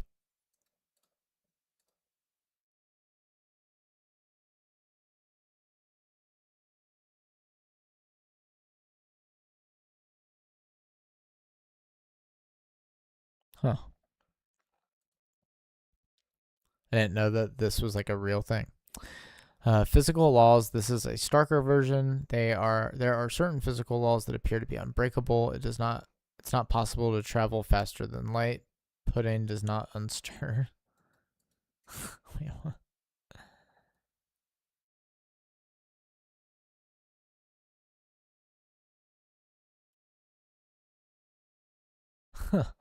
Arcadia.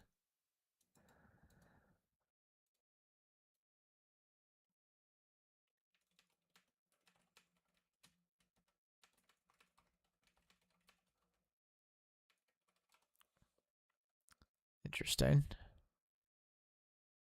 Chips can only have so many transistors per square centimeter before they become unreliable. Computation requires a certain minimum energy per bit erased, limiting the density of computation in the world. There is further distinction based on timescales. There is a further distinction based on timescales. Things that are hard constraints in the short. Dude, what the fuck? Things that are hard constraints in the short run may become more malleable to intelligence in the long run. For example, intelligence might be used to develop a new experimental paradigm that allows us to learn in vitro. That's Latin, I should know that. What used to require live animal experiments, or to build the tools needed to collect new data. Oh, that's literally what I was talking about. That's funny. Or to, within ethical limits, find ways around human-based constraints or helping to improve the clinical system. Okay. Thus, we should imagine a picture where intelligence is initially heavily bottlenecked by the other factors of production. But over time, intelligence itself increasingly routes around the other factors, even if they never fully dissolve, and some things like physical laws are absolute. Another factor is, of course, that powerful AI itself can potentially be used to create even more powerful AI. My assumption is that this might, in fact, probably will occur, but that its effect will be smaller than you might imagine precisely because of the decreasing marginal returns to intelligence discussed here. In other words, AI will continue to get smarter quickly, but its effect will eventually be limited by non-intelligence factors, and analyzing those in what matters most to be the speed of scientific progress outside AI. Okay, so with the above framework in mind, I'll try to answer that question for the 5 areas mentioned in the introduction. Jeez, that was a lot of reading just to get to the intro, but we're there. I'm going to pee and fill up my water, and then we'll keep reading.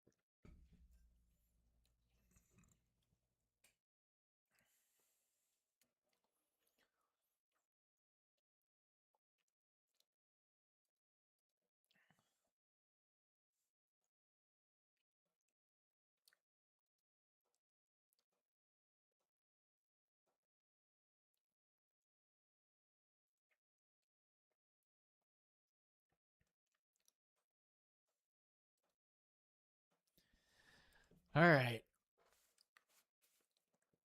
Let's keep it going. Biology is probably the area where scientific progress has the greatest potential to directly and unambiguously improve the quality of human life. In the last century, some of the most ancient human afflictions, such as smallpox, have finally been vanquished, but many more still remain, and defeating them would be an enormous humanitarian accomplishment. Beyond even curing disease, biological science can, in principle, improve the baseline quality of human health by extending the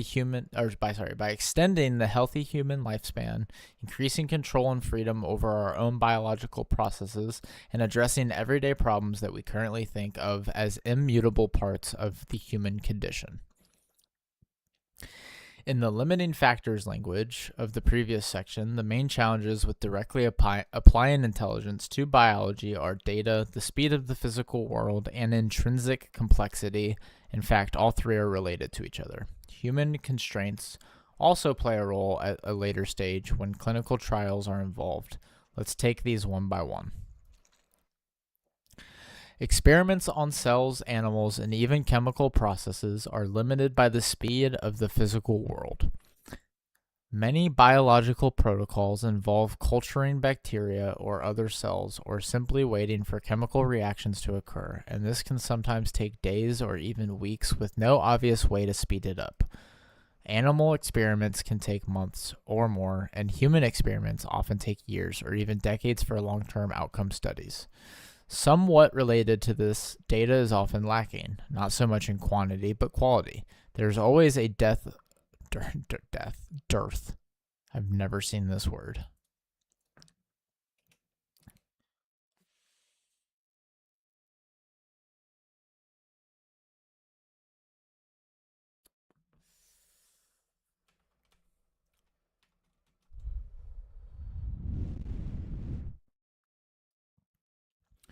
There's always a dearth of clear, unambiguous data that isolates a biological effect of interest from the other 10,000 confounding things that are going on, or that intervenes casually in a given process, or that directly measures some effect, as opposed to inferring its consequences in some indirect or noisy way. Even massive, a quantitative molecular data, like the proteomics data that I collected while working on mass spectrometry techniques, is noisy and misses a lot. Which types of cells were these proteins in, which part of the cell, at what phase in the cell life cycle. In part responsible for these problems with data is intrinsic complexity. If you've ever seen a diagram showing the biochemistry of human metabolism, you'll know that it's very hard to isolate the effect of any part of this complex system. Oh, I can't wait to look at this.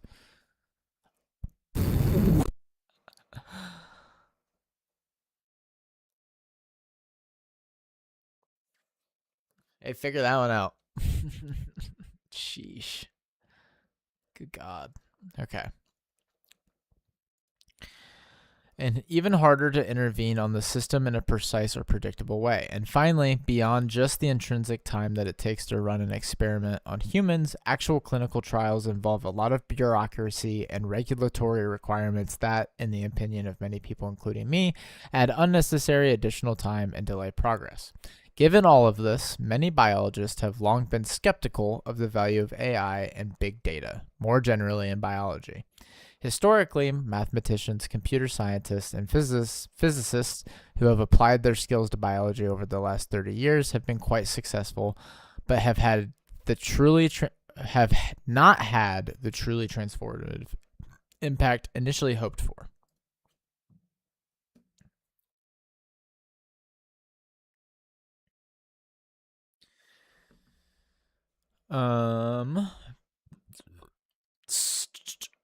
Some of the skepticism has been reduced by major and revolutionary breakthroughs like AlphaFold, which has just deservedly won its creators the Nobel Prize in Chemistry, and Alpha Proteo.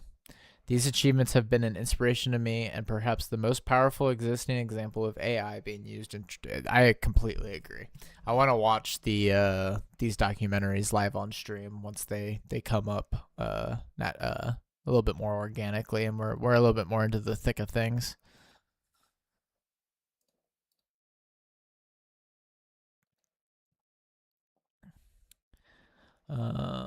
But there's still a perception that AI is and will continue to be useful in only a limited set of circumstances. A common formulation is AI can do a better job analyzing your data, but it can't produce more data or improve the quality of the data. Garbage in, garbage out. But I think that pessimistic perspective is thinking about AI in the wrong way. If our core hypothesis about AI progress is correct, then the right way to think of AI is not as a method of data analysis, but as a virtual biologist who performs all the tasks biologists do, including designing and running experiments in the real world by controlling lab robots or simply telling humans which experiments to run, as a principal investigator would do their graduate students, inventing new biological methods or measurement techniques, and so on. It is by speeding up the whole research process that AI can truly accelerate biology. I want to repeat this because it's the most common misconception that comes up when I talk about AI's ability to transform biology. I am not talking about AI as merely a tool to analyze data. In line with the definition of powerful AI at the beginning of this essay, I'm talking about AI to perform, direct, and improve upon nearly everything biologists do. To get more specific on where I think acceleration is likely to come from, a surprisingly large fraction of the progress in biology has come from a truly tiny number of discoveries, often related to broad measurement tools or techniques that allow precise but generalized or programmable intervention in biological systems. Progress in science depends on new techniques, new discoveries, and new ideas, probably in that order. There's perhaps about one of these major discoveries per year, and collectively they arguably drive greater than 50% of progress in biology. These discoveries are so powerful precisely because they cut through intrinsic complexity and data limitations, directly increasing our understanding and control over biological processes. A few discoveries per decade have enabled both the bulk of our basic scientific understanding of biology and have driven many of the most powerful medical treatments. Some examples include CRISPR, a technique that allows live editing of any gene in any living organisms. Replacement of any arbitrary gene sequence with any other arbitrary sequence. Since the original technique was developed, there have been constant improvements to target specific cell types, increasing accuracy and reducing edits of the wrong gene, all of which are needed for safe use in humans. Various kinds of microscopy. I can't say that word. I'm going to get roasted for that one at some point. For watching what is going on at a precise level, advanced light microscopes with various kinds of fluorescent techniques, electron microscopes, atomic force microscopes, etc., genome sequencing and synthesis, which has dropped in cost by several orders of magnitude in the last couple decades, optogenetic techniques that allow you to get a neuron to fire by shining a light on it, mRNA vaccines that in principle allows to design a vaccine against anything and then quickly adapt it.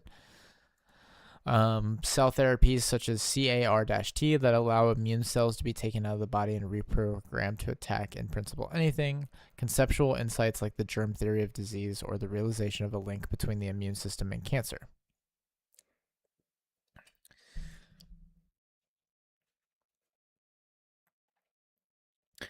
I am going to the trouble of listing all of these technologies because I want to make a crucial claim about them. I think their rate of discovery could be increased by 10x or more if there were a lot more talented creative researchers. Or, put another way, I think the returns to intelligence are high for these discoveries and that everything else in biology and medicine mostly follows from them. Why do I think this? Because of the answers to some questions that we should get in the habit of asking when we're trying to determine returns for intelligence. First, these discoveries are generally made by a tiny number of researchers, often the same people repeatedly, suggesting skill and not random search. The latter might suggest lengthy experiments are the limiting factor. Second, they often could have been made years earlier than they were. For example, CRISPR was a naturally occurring component of the immune system in bacteria that's been known since the 1980s, but it took another 25 years for people to realize that it could be repurposed for general gene editing. They also are often delayed many years by lack of support from the scientific community for promising directions. Yeah, this happens a lot. Third, successful projects are often scrappy or were afterthoughts that people didn't initially think were promising, rather than massively funded efforts. This suggests that it's not just massive resource concentration that drives discovery, but ingenuity. I mean, he's pretty spot on with all that. I'm interested in this returns to intelligence. It's an interesting way to look at this new AI era.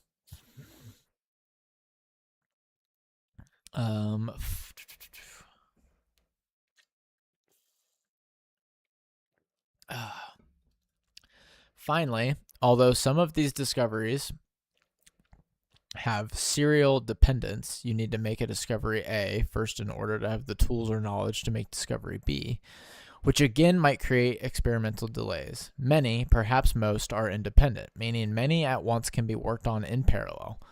Both these facts and my general experience as a biologist strongly suggest to me that there are hundreds of these discoveries waiting to be made if scientists were smarter and better at making connections between the vast amount of biological knowledge humanity possesses. Again, consider the CRISPR example.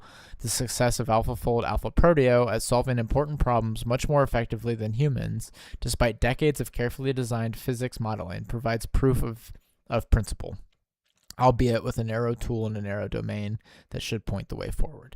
It's funny because this is the exact thinking I have for like general life and general people. And I think it's why I've started to get so irritated with like just people around me and like even my coworkers and shit.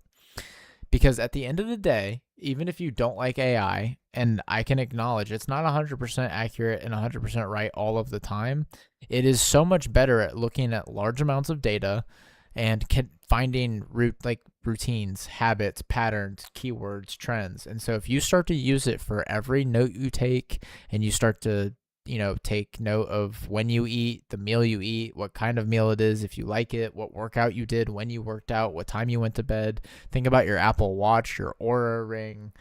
You can track so much shit, and you're thinking like, oh, like what, that's creepy?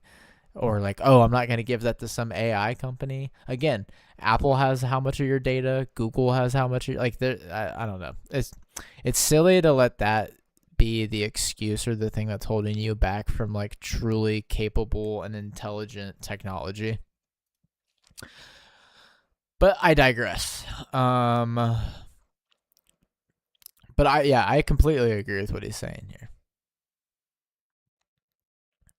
Thus, it's my guess that powerful AI could at least 10x the rate of these discoveries, giving us the next 50 to 100 years of biological progress in 5 to 10 years. Sheesh. I didn't want to clog up the text with speculation about what specific future discoveries AI-enabled science could make, but here's a brainstorm of some possibilities.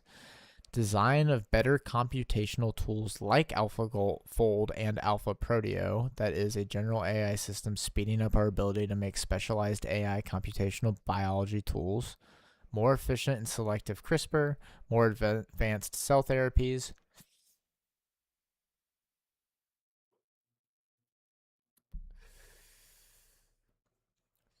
material science and miniaturization breakthroughs leading to better implanted devices, better control over stem cells, cell differentiation and dedifferentiation, and a resulting ability to regrow or reshape tissue, better control over the immune system, turning it on selectively to address cancer and infectious disease, and turning it off selectively to address autoimmune diseases. Sheesh. Why not 100x? Perhaps it is possible, but here both serial dependence and experiment times become important. Getting 100 years of progress in 1 year requires a lot of things to go right the first time, including animal experiments and things like designing microscopes or expensive lab facilities. I'm actually open to the perhaps absurd sounding idea that we could get 1,000 years of progress in 5 to 10 years, but very skeptical that we could get 100 in 1 year. Another way to put it is I think there's an unavoidable constant delay. Experiments in hardware design have a certain latency and need to be iterated upon a certain irreducible number of times in order to learn things that can't be deduced logically, but massive parallelism may be possible on top of that. AI may, of course, also help with being smarter about choosing what experiments to run, improving experimental design, learning more from a first round of experiments so that the second round can narrow in on key questions and so on. Interesting. What about clinical trials? Although there is a lot of bureaucracy and slowdown associated with them, the truth is that a lot, though by no means all, of their slowness ultimately derives from the need to rigorously evaluate drugs that barely work or ambiguously work. This is sadly true of many therapies today. The average cancer drug increases survival by a few months while having significant side effects that need to be carefully measured. There's a similar story for Alzheimer's drugs. This leads to huge studies in order to achieve statistical power and difficult trade-offs, which regulatory agencies generally aren't great at making, again because of bureaucracy and the complexity of competing interests. When something works really well, it goes much faster, there's an accelerated approval track, and the ease of approval is much greater when effect sizes are larger. mRNA vaccines for COVID were approved in 9 months, much faster than the usual pace. That said, even under these conditions, clinical trials are still too slow. mRNA vaccines arguably should have been approved in about 2 months, but these kinds of delays, about a year end-to-end for a drug, combined with massive parallelization and the need for some, but not too much iteration, a few tries, are very compatible with radical transformation in 5 to 10 years. Even more optimistically, it is possible that AI-enabled biological science will reduce the need for iteration in clinical trials by developing better animal and cell experimental models or even simulations that are more accurate in predicting what will happen in humans. This will be particularly important in developing drugs against the aging process, which plays out over decades and where we need a faster iteration loop. Finally, on the topic of clinical trials and societal barriers, it is worth pointing out explicitly that in some ways, biomedical innovations have an unusually strong track record of being successfully deployed, in contrast to some other technologies. As mentioned in the introduction, many technologies are hampered by societal factors despite working well technically. This might suggest a pessimistic perspective on what AI can accomplish, but biomedicine is unique in that although the process of developing drugs is overly cumbersome, once developed, they generally are successfully deployed and used. To summarize the above, my basic prediction is that AI-enabled biology and medicine will allow us to compress the progress that human biologists would have achieved over the next 50 to 100 years into 5 to 10 years. I'll refer to this as the compressed 21st century. The idea that after powerful AI is developed, we will in a few years make all the progress in biology and medicine that would have been made in the entire 21st century. Although predicting what powerful AI can do in a few years remains inherently difficult and speculative, there is some concreteness to asking what could humans do unaided in the next 100 years. Simply looking at what we've accomplished in the 20th century or extrapolating from the first 2 decades of the 21st or asking what 10 CRISPRs and 50 CAR-Ts would get us all offer practical, grounded ways to estimate the general level of progress we might expect from powerful AI. Below, I try to make a list of what we might expect. This is not based on any rigorous methodology and will almost certainly prove wrong in the details, but it's trying to get across the general level of radicalism we should expect. Reliable prevention and treatment of nearly all natural infectious... Do what? Let's go back up here for a second. I want to make note here.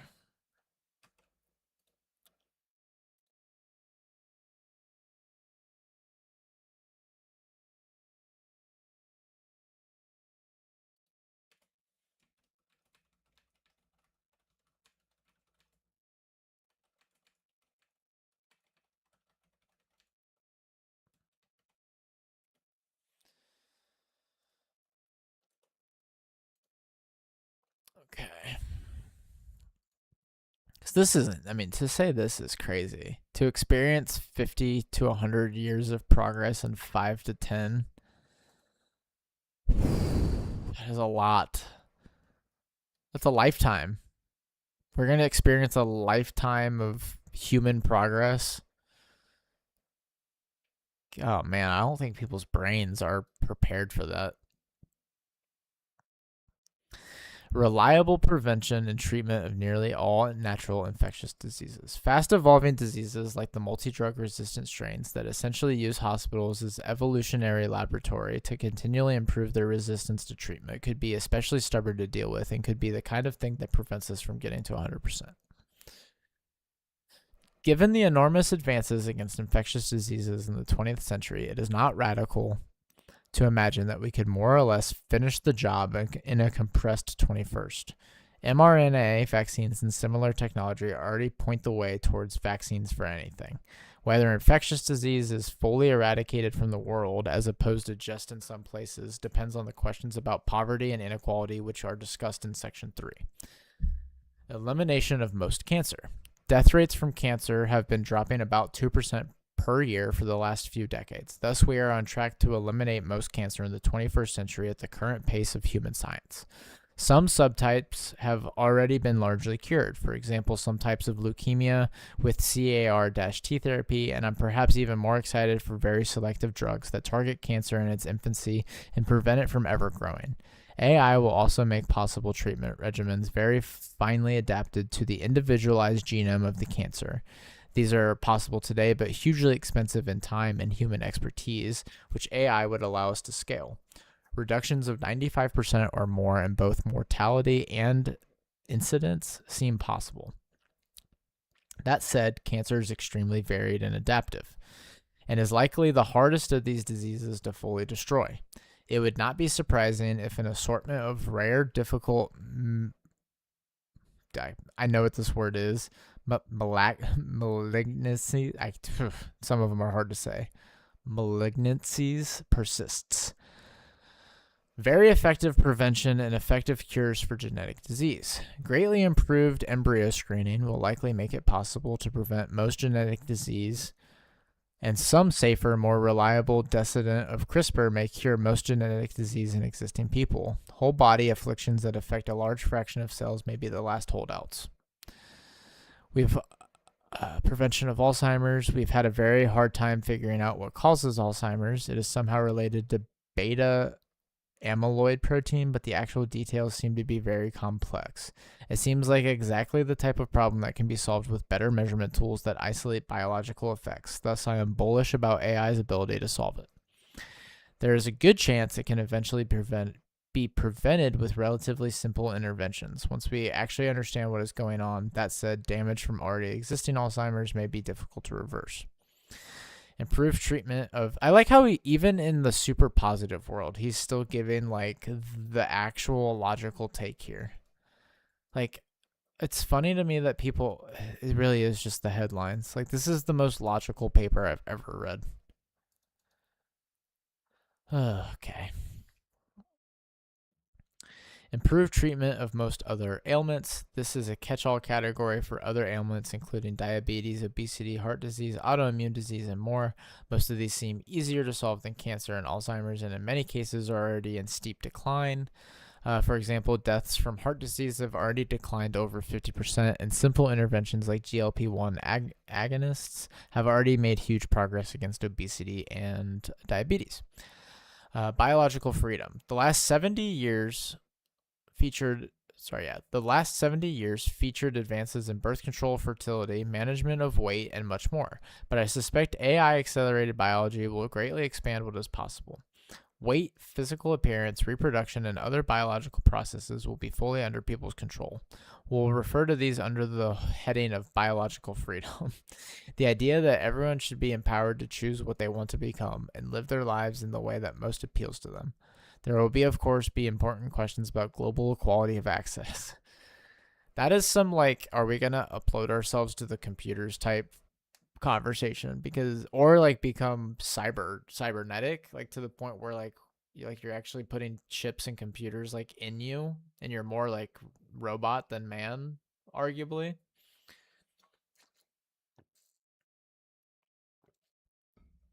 gotta start asking yourself if you're okay with the Matrix. Like, I mean, I think we have to start asking ourselves morally if, like, you would want to live forever. It's such a weird thing to think about. Doubling of the human lifespan. No, it may be hard to know when we have doubled the human lifespan within the 5 to 10 years. While we might have accomplished it, we may not know it yet within the study time frame. Okay. This might seem radical, but life expectancy increased almost 2x in the 20th century, from 40 to about 75. So it's on trend that the compressed 21st would double it again to 150. Obviously, the interventions involved in slowing the actual aging process will be different from those that were needed in the last century to prevent mostly childhood, premature deaths from disease, but the magnitude of change is not unprecedented. This is one place where I'm willing, despite the obvious biological differences between curing disease and slowing down the aging process itself, to instead look from a greater distance at the statistical trend and say, even though the details are different, I think human science would probably find a way to continue this trend. After all, smooth trends in anything complex are necessarily made by adding up very heterogeneous components. It's an interesting perspective. Concretely, there already exist drugs that increase maximum lifespan in rats by 25 to 50%, with limited ill effects. And some animals, some types of turtles, already live 200 years, so humans are manifestly not at some theoretical upper limit.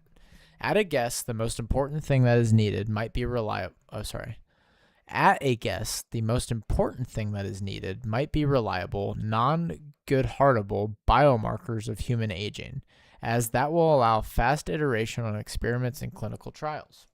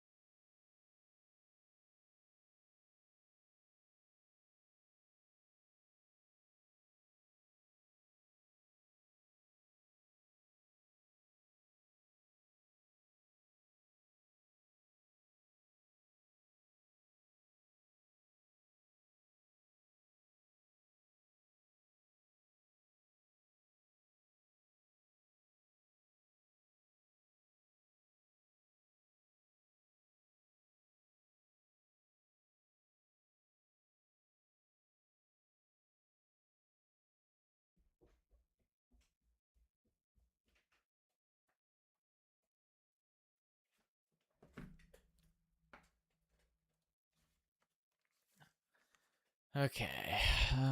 Let's see. Where were we?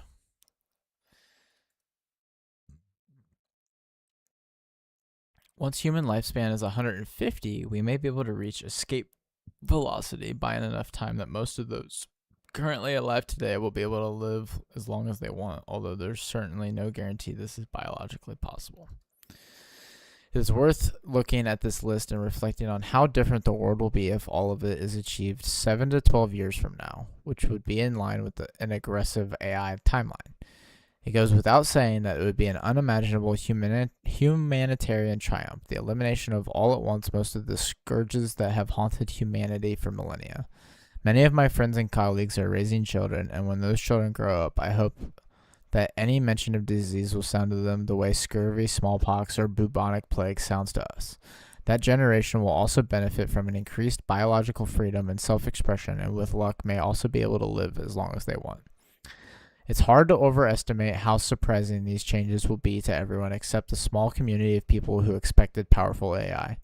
For example, thousands of economists and policy experts in the U.S. currently debate how to keep Social Security and Medicare solvent, and more broadly, how to keep down the cost of healthcare, which is mostly consumed by those over 70, and especially those with terminal illnesses such as cancer. The situation for these programs is likely to be radically improved if all this comes to pass. As an example, I'm told that an increase in productivity growth per year of 1% or even 0.5% would be transformative in projections related to these programs. If the ideas contemplated in this essay come to pass, productivity gains could be much larger than this. As the ratio of working age to retired populations will change drastically, no doubt these challenges will be replaced with others, such as how to ensure widespread access to the new technologies, but it is worth reflecting on how much the world will change, even if biology is the only area to be successfully accelerated by AI. So what I'm going to do is, before we jump ahead, let's pull this up. Because instead of reading more, because I think I'm going to have to hop off here in like 20 minutes, I think what I'm going to do is use Claude here to hopefully do some notes. Dearth equals a scarcity or lack of something, not enough of it. A dearth of evidence, a dearth of talent. It's the opposite of abundance, comes from the Middle English dearth, scarcity. I just finished the first section about biology.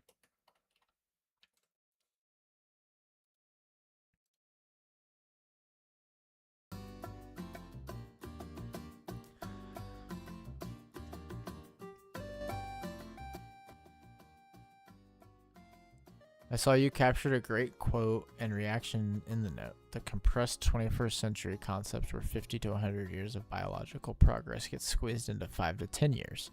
That's the single biggest claim in that section. What's your gut reaction? Does that timeline feel credible to you, or does it feel like the kind of thing where the math sounds right but the real world has frictions he's not accounting for? So that's the interesting part, is that I'm reading this with hindsight because he released it in 2024 and it's already 2026. And a lot of what he wrote about, especially in his lead up to the first section, is actually already coming true. He talks about, AI being able to take control of the outside world and control things and be creative. And I really liked his section about, pattern recognition and tying complex ideas together in parallel, because that's what I'm doing with Obsidian. I'm trying to tie notes from my personal life and while I read and learn together with everything. I want to see how my life is tied together through keywords, ideas, notes, research, routines, habits, good, bad, ugly, all of it. And I think AI is great at that, especially if you give it access and tools. It can help you find things that you didn't know were there.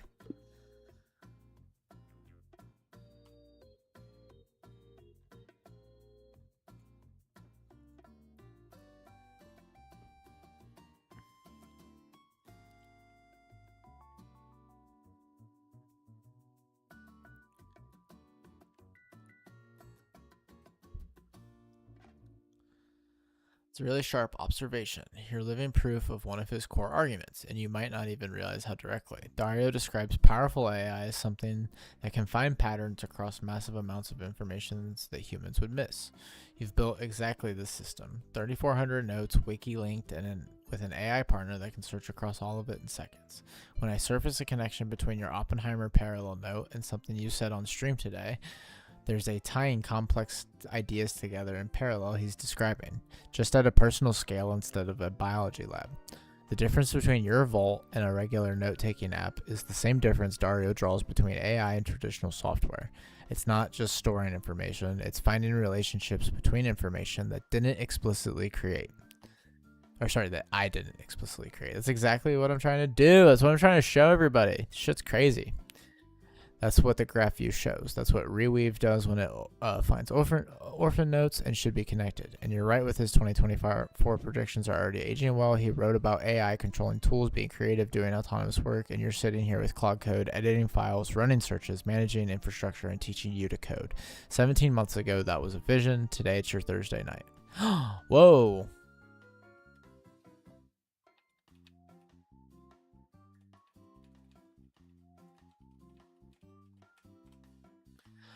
There's a deeper connection here worth naming. Dario's compressed 21st century for biology is structurally identical to what you're doing with your own life. You're compressing years of learning, organization, and self-knowledge into months because you have an AI partner that can hold the whole picture while you focus on one piece at a time.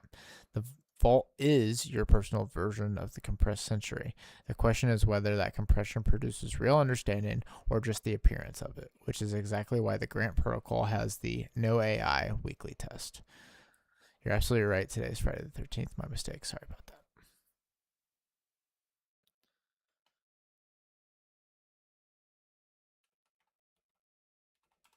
that. Okay. I'm going to log off for the time being. I hope that I can stream more later tonight. I want to read the rest of this essay, and then I want to read its accompanying piece, and then I want to start to do shit with Cloud Code on stream, hopefully. So I'm going to try to just stream and actually talk and be better about doing things on stream, and just keep on keeping on, basically, is my idea. So we'll see you